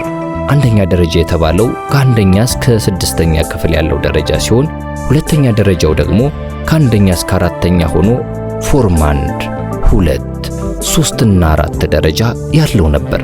ከ6ኛ ክፍል በጥሩ ነጥብ ፈተናውን ያለፈ በቀጥታ ወደ ሁለተኛ ደረጃ ማለትም ፎርም 1 ገብቶ የሁለተኛ ደረጃ ትምህርት ይጀምራል። መስፈርቱን ያላሟሉት ተማሪዎች ደግሞ 7ኛና 8ኛ ክፍል ይገባሉ። ይህ የሚሆነው ወደ ሁለተኛ ደረጃ ለመሸጋገር ያልቻሉትን ተማሪዎች ሥራ ለመያዝ የሚያበቃ ዕውቀት ለማስጨበጥ ነበር። በዚህ ሂደት ያለፉ ተማሪዎች ወደ ንግድ ወይም ወደ ሌላ የሙያ ማሰልጠኛ ትምህርት ቤት በመዘዋወር ትምህርታቸውን ይቀጥላሉ። ግማሽ ቀን የነበረው የመማር ማስተማር ሂደት ቀርቶ ጠዋት ከ2 ሰዓት እስከ 6 ሰዓት እና ከሰዓት ከ7 ሰዓት እስከ 11 ሰዓት እንዲሆን ተደረገ። ታዲያ ዘወትር ረቡዕ ከሰዓት በኋላ ትምህርት አልነበረም። ይልቁንም የስፖርት ጨዋታ በስፋት የሚካሄድበትና የተወሰኑት ክፍል ተማሪዎች ደግሞ ተራ በተራ ክፍሏ ሄደው ገላቸውን የሚታጠቡበት ቀን ነው። ያን ዕለት ተመላላሽ ተማሪም ቢሆን ከክፍል ጓደኞቹ ጋር ሄዶ እንዲታጠብ ይገደዳል። የተለያዩ ምክንያቶችን ተጠቅሞ የቀረ ተማሪ ያለ እንደሆነ ከፍተኛ ቅጣት ይጠብቀዋል። ትምህርት ቤቱ የወንዶች ብቻ ሲሆን አዳሪና ተመላላሽ ተማሪዎችም ነበሩ። አብዛኛው ተማሪ ግን ተመላላሽ ነው። ከማስገረም አልፎ ይደንቅ የነበረው ጉዳይ የተሻሉ ተብሎ በሚታመኑት ቪላ ቤቶች ውስጥ ያድሩ የነበሩት ተማሪዎች የንጉሳውያን ቤተሰብና የመሳፍንት ልጆች ስለነበሩ የአመጋገባቸው ስርዓት ከሌላው አዳሪ ተማሪ በእጅጉ ለየት ያለ መሆኑ ነበር። የቤተ መንግስቱ አጋፋሪ ጃኖ ኩታውን አደግድጎ ምግብ የተሸከሙት አገልጋዮችን በሰልፍ እየመራ የንጉሳውያን ቤተሰብ የሆኑትን ተማሪዎች ቆሞ ካስመገበ በኋላ በመጣበት አይነት ሁኔታ ሰልፉን እየመራ ሲመለስ አንዳች አይነት ግርማ ነበረው። ታዲያ በአንዱ ምሽት ግርማዊ ጃንሆይ እንደተለመደው አዳሪ ተማሪዎች ምግብ በሚበሉበት ጊዜ መጥተው እየተዘዋወሩ ሲጎበኙ ድንገት አንድ ነገር አስተዋሉ። የንጉሳዊ ቤተሰብ አባላት የሆኑት ተማሪዎች ማዕድ ቦታው ላይ ስላልነበሩ ግራ በመጋባት የት እንዳሉ ሲጠይቁ ምግብ ከቤተ መንግሥት ከግቢ ስለሚመጣላቸው ከሌሎቹ ልጆች ጋር በምግብ ቤት አዳራሽ ውስጥ እንደማይመገቡ ተነገራቸው። በሁኔታው የተበሳጩት ጃንሆይ በሰዓቱ ምንም ባይናገሩም ከዚያን ቀን ጀምሮ ግን ምግብ ከግቢ እንዳይላክ አስከልክለው ከሌሎቹ ተማሪዎች ጋር በአንድነት እንዲመገቡ ጥብቅ ትዕዛዝ ሰጥተው ተግባር ላይ እንዲውል አደረጉ። በሌላ በኩል ደግሞ ከተመላላሽ ተማሪዎቹ መካከል ከየቤታቸው ምሳ በአሽከር እየተላከላቸውና ምግቡን ቁሞ እያበላቸው እንዲሁም እጃቸውን እያስታጠባቸው የሚማሩ ተማሪዎች ነበሩ። ይህንንም ድርጊት ጂሱዊቶች ቀስ በቀስ ሊያስተካክሉት ችለዋል። ማለዳ ሰንደቅ ዓላማ ወደሚሰቀልበት ስፍራ የሚሰበስበን በኤሌክትሪክ የሚሰራ የድምፅ ማጉያ ሳይረን ሲሆን ጠዋት 2 ሰዓት ላይ ሳይረኑ የመጀመሪያ ጩኸት ሲያሰማ ሁሉም ተማሪ ከትምህርት ቤቱ ወደ ሕንጻው ፊት ለፊት ይሰለፋል። ሁለተኛው ሳይረን ሲጮህ ደግሞ በወታደራዊ ትዕዛዝ በስርዓት የተሰለፈው ተማሪ የሰንደቅ ዓላማ መስቀያ ወዳለበት ክቡ የአትክልት ስፍራ ፊቱን አዙሮ ሁሉም በተጠንቀቅ ይቆምና በአንድነት ደሙን ያፈሰሰ ልቡ የነደደ በአርበኝነት ታጥቆ ጠላት ያስወገደ ንጉሡን፣ ሀገሩን፣ ክብሩን የወደደ የሚለው የሰንደቅ ዓላማ መስቀያ መዝሙር ይዘመራል። ሰንደቅ ዓላማ ከተሰቀለ በኋላ ተማሪዎቹ ፊታቸው ቀድሞ ወደ ነበሩት መልሰው በግራና በቀኝ ወደ የክፍላቸው በየተራ ያመራሉ። በነገሬ ላይ ሁለተኛው ሳይረን ከጮኸ በኋላ በቦታው የሚደርስ የትኛውም ተማሪ ሰልፉን እንዲቀላቀል አይፈቀድለትም። ይልቁንም አርፋጅ ተብሎ ቅጣቱን ለመቀበል በቀጥታ ወደ ምክትል ዳይሬክተሩ ወደ ሚስተር ዚፌል ቢሮ እንዲያመራ ይገደዳል። ከቢሮ ሲደርስ ጥፋቱ ተነግሮት በጎማ ልጣጭ የእጅ ግርፋቱን ይቀበላል።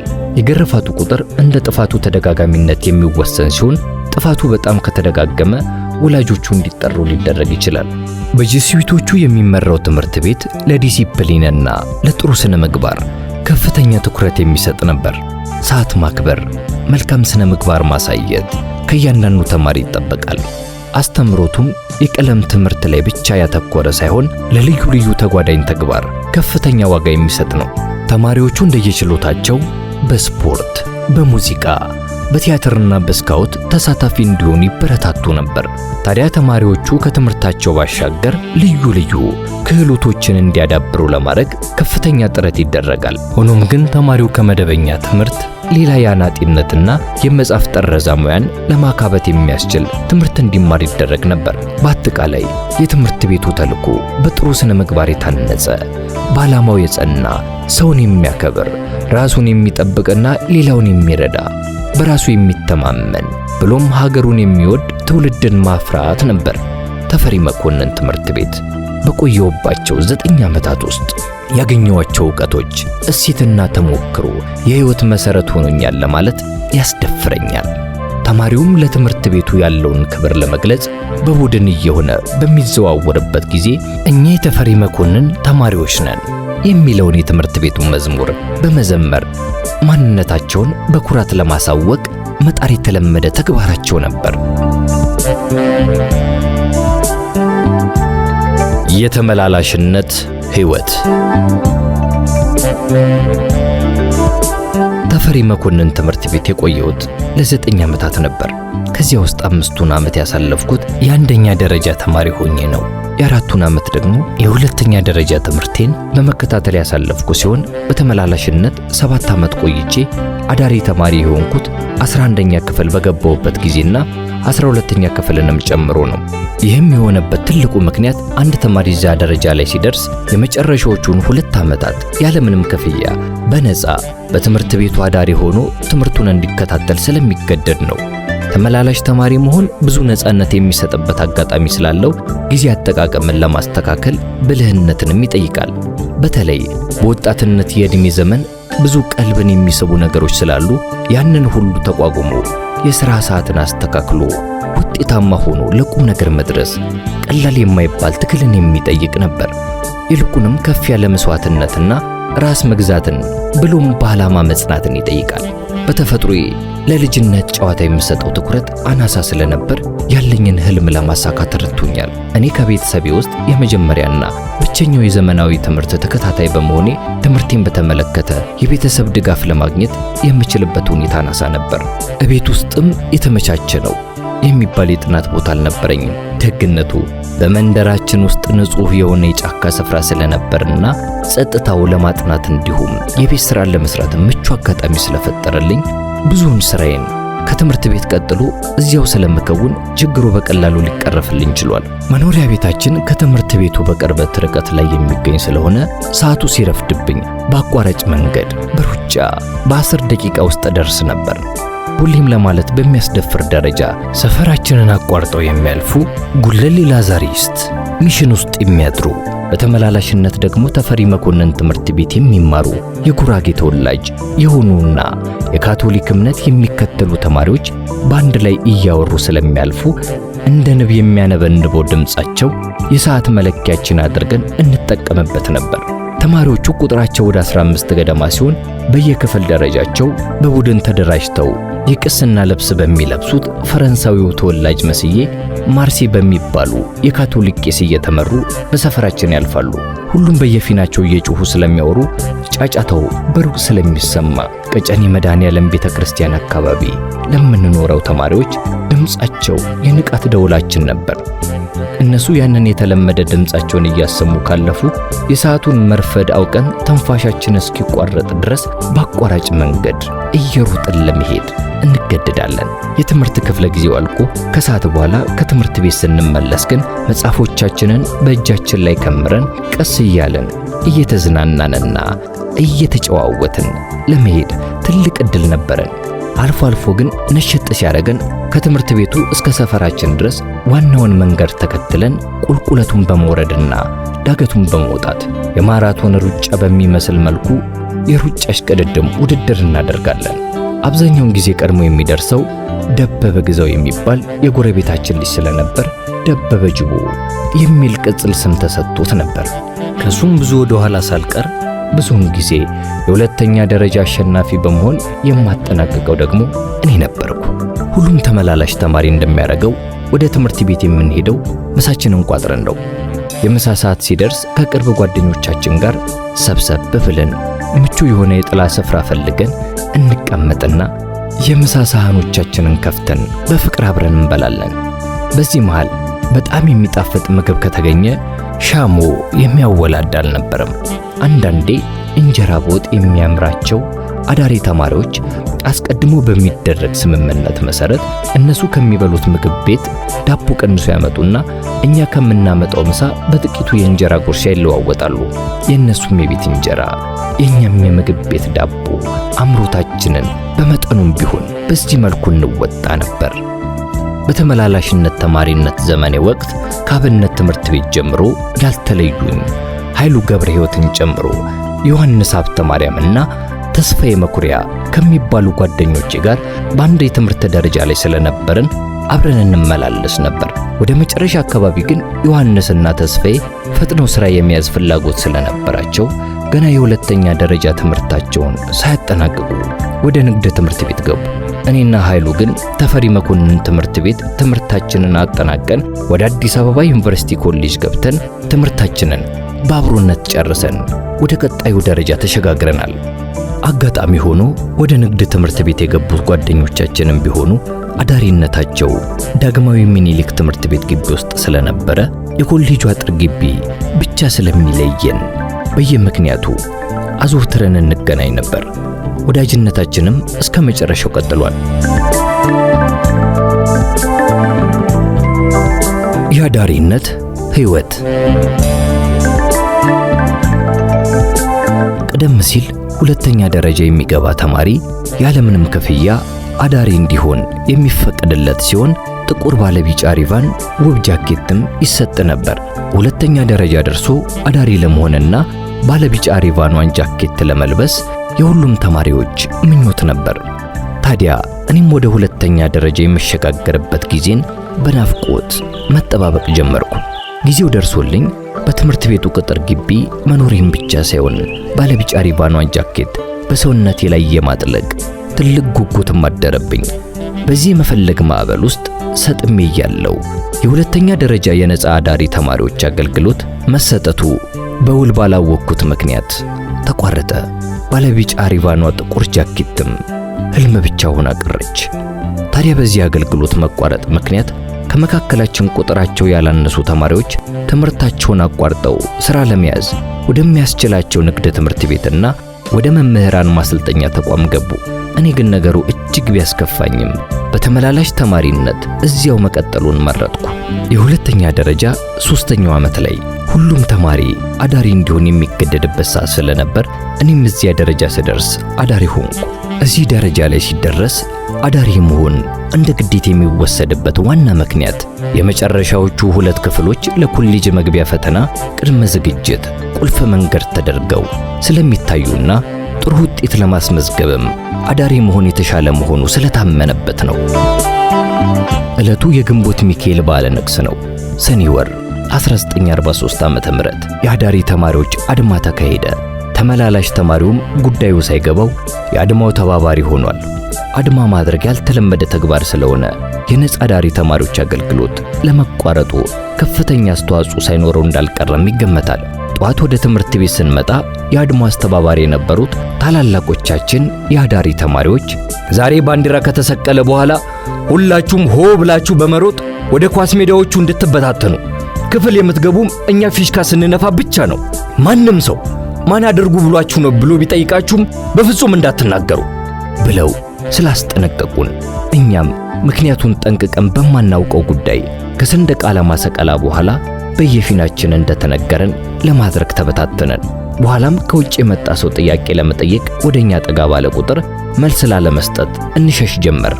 በቅድሚያ የዚህን ያልተለመደ አድማ ምክንያት ለመረዳትና መፍትሄ ለመፈለግ የወቅቱ የትምህርት ሚኒስቴር ምክትል ሚኒስትር የነበሩት ክቡር አቶ አካለ ወርቅ ሀብተወልድ ወደ ትምህርት ቤት ግቢው መጥተው የአድማውን መሪዎች ለማነጋገር ቢሞክሩም የአድማ መሪዎቹ በደላችንን ለንጉሠ ነገሥቱ ካላሰማን ወደ ክፍል አንመለስም ሲሉ እምቢተኝነታቸውን ስለገለጹ ያለምንም ውጤት ተመለሱ። በመጨረሻም ግርማዊ ጃንሆይ ከቅዱስ ሚካኤል በዓለ ንግሥ እንደተመለሱ ንዴት ባጋለ ቁጣቸው እግረ መንገዳቸውን ወደ ትምህርት ቤቱ መጡ። በዚህ ጊዜ ተማሪዎቹ ተሰበሰቡና ጉዳያቸውን አስረዱ ሲባሉ ከአድማ መሪዎቹ አንዱ አድማ የተደረገበትን ምክንያት የሚገልጽ የተዘጋጀ መግለጫ ነበበ። ጃንሆይም የተዘረዘረው ምክንያት ያልጣማቸው በመሆኑና ድርጊቱም ስላላስደሰታቸው በዳፈነው መግለጫው ተመርምሮ ወደፊት መልስ የሚሰጥበት ይሆናል በማለት እስከዚያው ድረስ ግን ሁሉም ተማሪ ወደ ትምህርት ገበታው እንዲመለስ ትእዛዝ ሰጥተው ወደ ቤተ መንግሥታቸው ሄዱ። አድማውን ከመሩት ተማሪዎች መካከል ተሾመ ገብረ ማርያም፣ በኋላ የማዕድን ሚኒስቴር ዴታ መስፍን ወልደ ማርያም፣ በኋላ የአዲስ አበባ ዩኒቨርሲቲ ፕሮፌሰር አባተ መንከር፣ በኋላ ኢንጂነር፣ ሌሎችም የሚገኙበት ነበር። በተለይ አባተ መንከር የተባለው ተማሪ በትምህርት ጉብዝናው ከጃንሆይ እጅ ደጋግሞ ሽልማት የተቀበለ በመሆኑ በሚገባ ያስታውሱ ስለነበር አስጠሩትና አንተም አለህበት ብለው አባት የሚወደውን ልጁን እንደሚገስጽ ሁሉ ጆሮውን ቆንጥጥ አደረጉት። እርሱም በጨዋነት ዝቅ ብሎ እጅ በመምሳት አባታዊ ተግሳጹን በጸጋ መቀበሉን ገለጸ። በኋላም ይጠበቅ የነበረው ውሳኔ ውሎ አድሮ መጣ። የንጉሠ ነገሥቱ መልእክተኛ በሌሎች ሹማምንት ታጅበው ለተሰበሰበው ተማሪ ከፍታ ቦታ ላይ ቆመው ውሳኔውን ማንበብ ጀመሩ። ውሳኔው የሚለው ግርማዊ ጃንሆይ ዘወትር ከመካከላችሁ የሚገኙ ሆኖ ሳለ ችግራችሁን በቀጥታ የምትገልጹበት ዕድል እያላችሁ አድማ ማድረጋችሁ ጃንሆይን አሳዝኗል። በተለይም ግርማዊ ጃንሆይ በአድማ ምክንያት ትምህርት ቤት ድረስ እንዲመጡ ማድረጋችሁ እጅግ በጣም ጥፋት ነው የሚል ድርጊቱን ፈጽሞ የሚያወግዝ ውሳኔ ተነበበ። በመጨረሻም ከአድማ አስተባባሪዎች መካከል አንዳንዶቹ በቅጣት መልክ ወደ ሌላ ትምህርት ቤት እንዲዛወሩ ሲደረግ፣ አንዳንዶቹ ደግሞ እላፊ ቃል በመናገራቸው እንዲታሰሩ ተደረጉ። እስራቱ ግን በማረሚያ ቤት ሳይሆን ለተወሰነ ጊዜ በትምህርት ሚኒስቴር ስር እንዲቆዩ የሚያደርግ ነበር። ጃንሆይ እንዳይናቸው ብሌን ይሳሱላቸው የነበሩት ተማሪዎች ተበድለናል በማለት አድማ ማድረጋቸው ያልተጠበቀ ነገር በመሆኑ ድርጊቱ ንጉሠ ነገሥቱን በእርግጥም ያሳዘናቸውና ያስቆጣቸው ድርጊት ሆኖ ነበር። የሁለተኛ ደረጃ ክፍሎች 4 ደረጃዎች የነበራቸው ሲሆን አንደኛው ፈርስት፣ ሁለተኛው ሰከንድ፣ ሶስተኛው ሰርድ፣ አራተኛው ፎረም በመባል ይታወቁ ነበር። ፈርስት ፎረም በተራው ABC ተብለው የተመደቡ 3 ክፍሎች ያሉት ሲሆን ከሌላው ትምህርት ቤት የሚመጡ ተማሪዎች በመጀመሪያ የተፈሪ መኮንን ትምህርት ቤትን ስርዓት እንዲለማመዱ ከላይ እንደተጠቀሰው ለማድረግ ፈርስት ፎረም ሲ ውስጥ እንዲገቡ ይደረግ ነበር። በእድሜ ከፍ ያሉት ነባሮቹ ደግሞ ፈርስት ፎረም ኤን ሲቀላቀሉ፣ አነስ ያሉትና በተለይ የትምህርት ችሎታቸው ጠንከር ያሉት ደግሞ ፈርስት ፎረም ቢ ክፍል ይገባሉ። ሰከንድ ፎረም ሲገቡም የተማሪው አመዳደብ አሁንም በእድሜና በትምህርት ጥንካሬያቸው ተመዝነው ኤና ቢ ክፍሎች ውስጥ ይመደባሉ። የመጨረሻዎቹ 2 ክፍሎች ማለትም ሰርድና ፎርዝ ፎረም ላይ የሚደርሱ ሁሉም ተማሪዎች ግን በአንድ ክፍል ተመድበው ይማራሉ። አዳሪም እንዲሆኑ ይገደዳሉ። ማደሪያቸውም ከዋናው ተማሪዎች ማደሪያ ቤት ሕንጻ ተለይቶ በስተምዕራብ በኩል በሚገኙት የተለያዩ ቪላዎች ውስጥ ነበር።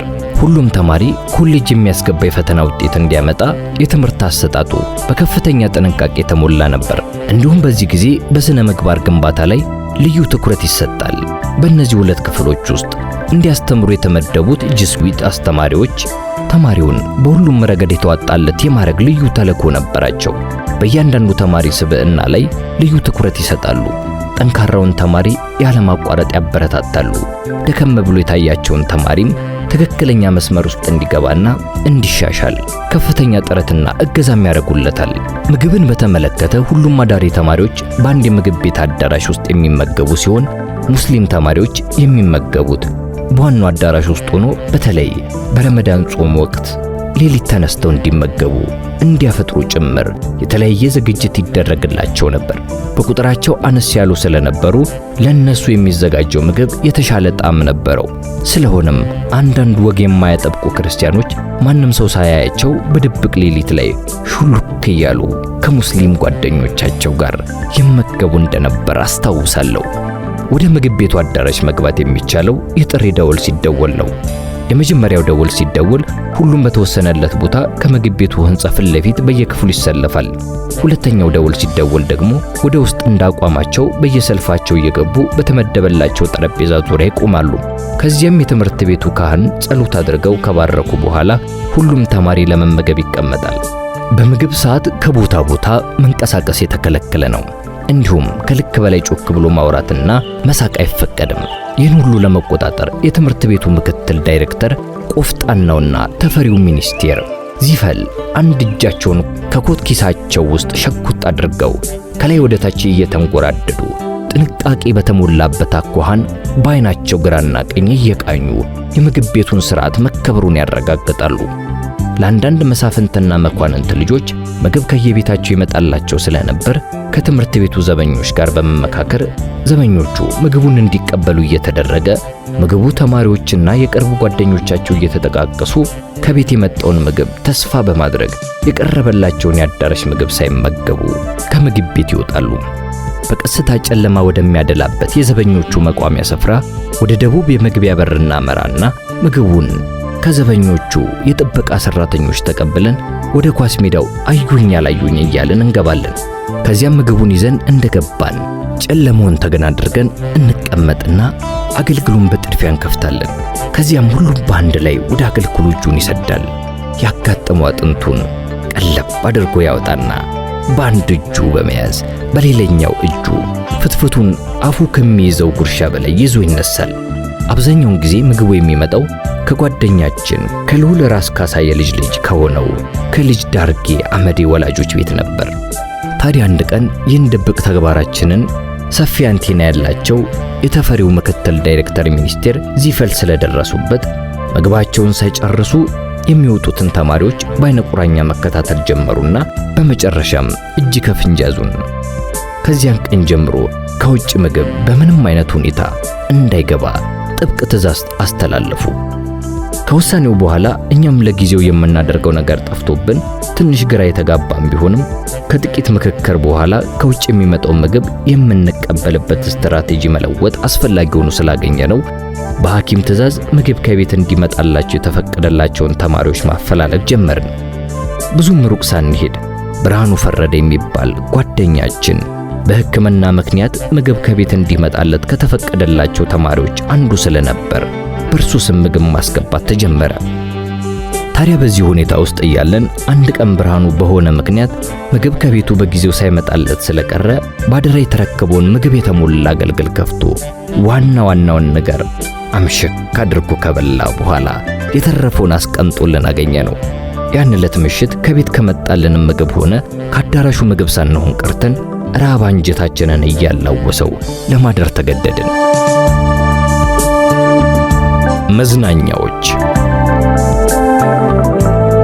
ሰፈራችን ውስጥ የኳስ ጨዋታ ውድድር እናደርግ ነበር። የጨዋታው ቦታ በግንፍሌ ወንዝ አጠገብ ከዋክሹም ከበደ ቦታ ላይ በሚገኘው ሜዳ ሲሆን ከወንዙ ምዕራብና ምስራቅ አቅጣጫ በሚኖሩት ወጣቶች መካከል በየጊዜው የጨርቅ ኳስ ግጥሚያ ውድድር ይካሄድ ነበር። ከወንዙ በስተ ምስራቅ አቅጣጫ የሚገኙት ልጆች የቤተ መንግሥት ሰራተኞች ልጆች ሲሆኑ ከምዕራብ በኩል የምንመጣው ደግሞ የቀጨኔ ሰፈር ወጣቶች ነን። በሁለቱ ተጋጣሚዎች መካከል ሰፋ ያለ የዕድሜ ልዩነት የነበረ ሲሆን በምስራቅ በኩል የሚመጡት ወጣቶች ዕድሜያቸው ገፋ ያለና ፈርጠም ያሉ ሲሆኑ የምዕራቦቹ ግን ቀጭጭ ከማለታቸው ባለፈ ልጆችም ስለነበርን የውድድሩን ጨዋታ በብልሃት መጫወት ግድ ይለን ነበር። ያም ሆኖ ግን የምስራቅ ተጋጣሚዎች ከተሸነፉ መደባደብ ልማዳቸው ነበር። ይህንን ታሳቢ በማድረግ ከጨዋታው በፊት እኛ የምዕራቦቹ ልጆች ድንጋይ ሰብስበን በአንድ ቦታ ላይ አከማችተን ነበር ወደ ጨዋታው የምንገባው። ያለ ፍርሃት በዘዴ ተጫውተን ካሸነፍናቸው እንደተለመደው ለማጥቃት ሲመጡ ሮጠን በሰበሰብነው ድንጋይ የሩምታ ማጥ ስናወርድባቸው እየጮሁ ወንዙን ተሻግረው ወደ ሰፈራቸው ይሮጣሉ። ታዲያ በዚህ ጊዜ ጩኸታቸውን የሰሙ የግቢ አካባቢ ሰዎችም የፍልጥ እንጨት እየያዙ ሊደበድቡን ግር ብለው ሲመጡብን ለመከላከል ያህል የሰበሰብነውን ድንጋይ እያነሳን እየወረወርን ሩጫችንን ወደ መንደራችን እያደረገን ከእይታቸው እንሰወራለን። ቅዳሜና እሁድን ከኳስ ጨዋታ በተጨማሪ ከጓደኞቼ ጋር በመሆን ፒያሳ ሲኒማ ቤት ገብቼ የተለያዩ ፊልሞችን በማየት ነበር የማሳልፈው። አብዛኛውን ጊዜ ፊልም የሚታየው መሃል ፒያሳ ላይ በሚገኙት ሲኒማ ኢትዮጵያ፣ ሲኒማ አድዋ እና ሲኒማ አምፒር ሲሆን የሚታዩት ፊልሞች ደግሞ ተወዳጆቹ የታርዛን እና የካውቦይ ፊልሞች ስለነበሩ ከአንዱ ወደ አንዱ ሲኒማ ቤት እየተዘዋወረን እንመለከት ነበር። ታዲያ ብዙውን ጊዜ ፊልሞቹ ስለሚደጋገሙ 50 ሳንቲም ከፍለን ጧት እንገባና የጧቱ ፈረቃ ፊልም ሲያልቅ እዚያው ቆይተን ከሰዓት በኋላ የሚታየውን ተረኛ ፊልም ያለ ተጨማሪ ክፍያ እንመለከት ነበር። ምሽት ላይ ወጥተን ወደ ቤታችን ስንሄድ በውሏችን የተመለከትነውን ፊልም አንዱ ተራኪ ሌላው አዳማጭ በሚመስል መልኩ ያለ መሰልቸት እርስ በርስ ደጋግመን እንነጋገርበት ነበር። በሌላ በኩል ደግሞ በዘመኑ በየመኖሪያ ቤት ውስጥ ራዲዮ ያለው ሰው በጣት የሚቆጠር ስለነበር ሐሙስና ቅዳሜ ምሽት በተወሰኑ ቦታዎች ስርጭቱ በድምጽ ማጓ ይደመጥ ነበር። እኔም ከሰፈር ጓደኞቼ ጋር ራስ መኮንን ድልድይ 70 ደረጃ ወይም 6 ኪሎ አንበሳ ቤት አጠገብ ከሚገኘው የራዲዮ ስርጭት መስሚያ ስፍራ በመገኘት በዕለቱ የሚተላለፉትን ዜናዎች እና ልዩ ልዩ ፕሮግራሞች ተሰባስበን በማዳመጥ እንደሰት ነበር። ሌላው ጊዜን የማሳልፈው ከቤተ ክርስቲያን አምልኮተ ሥርዓት ጋር በተያያዘ ክዋኔ ነው። የካህን ቤተሰብ እንደመሆኔ መጠን ሁሉንም ሃይማኖታዊ በዓላት በደንብ አከብር ነበር። በተለይ በጥቅምት ወር በሚከበረው በሰሞነ ጽጌ የሚካሄደው ማህሌት መከታተል እጅግ ያስደስተኝ ነበር። በዚያ ወቅት ቅዳሜ ማምሻውን ከጓደኞቼ ጋር ቤተ ክርስቲያን እያደረን ሰዓታቱ ሲደርስ ወረቡ ሲወረብ ቅኔ ማህሌት ገብተን ከካህናቱ ጋር እያሸበሸብን በማያቋርጥ የተለመደ አድራጎታችን በዓሉን እናከብር ነበር። ወርሃ ጥር ሲገባ የጥምቀት በዓልን ካባ ለብሼ ታቦት አጅቤ ጃን ሜዳ ድረስ በመሄድ ሳከብር፣ ወርሃ መጋቢት ሲደርስ ደግሞ የመድኃኔ ዓለም በዓለ ንግሥ ላይ ተገኝቼ ታቦት በማጀብ የበዓሉ አካል ሆኜ በረከቱን የምቀበልበትን ጊዜ አብዝቼ ደሰተበት ነበር። ጾመ ፍልሰታ ሲደርስም እስከ 9 ሰዓት ድረስ እየጾምኩ አስቀድስ ነበር። እነዚህ ልምዶቼ የኋለኛው ሕይወቴ ከቤተ ክርስቲያን ጋር ተቆራኝቶ እንዲዘልቅ አግዘውኛል።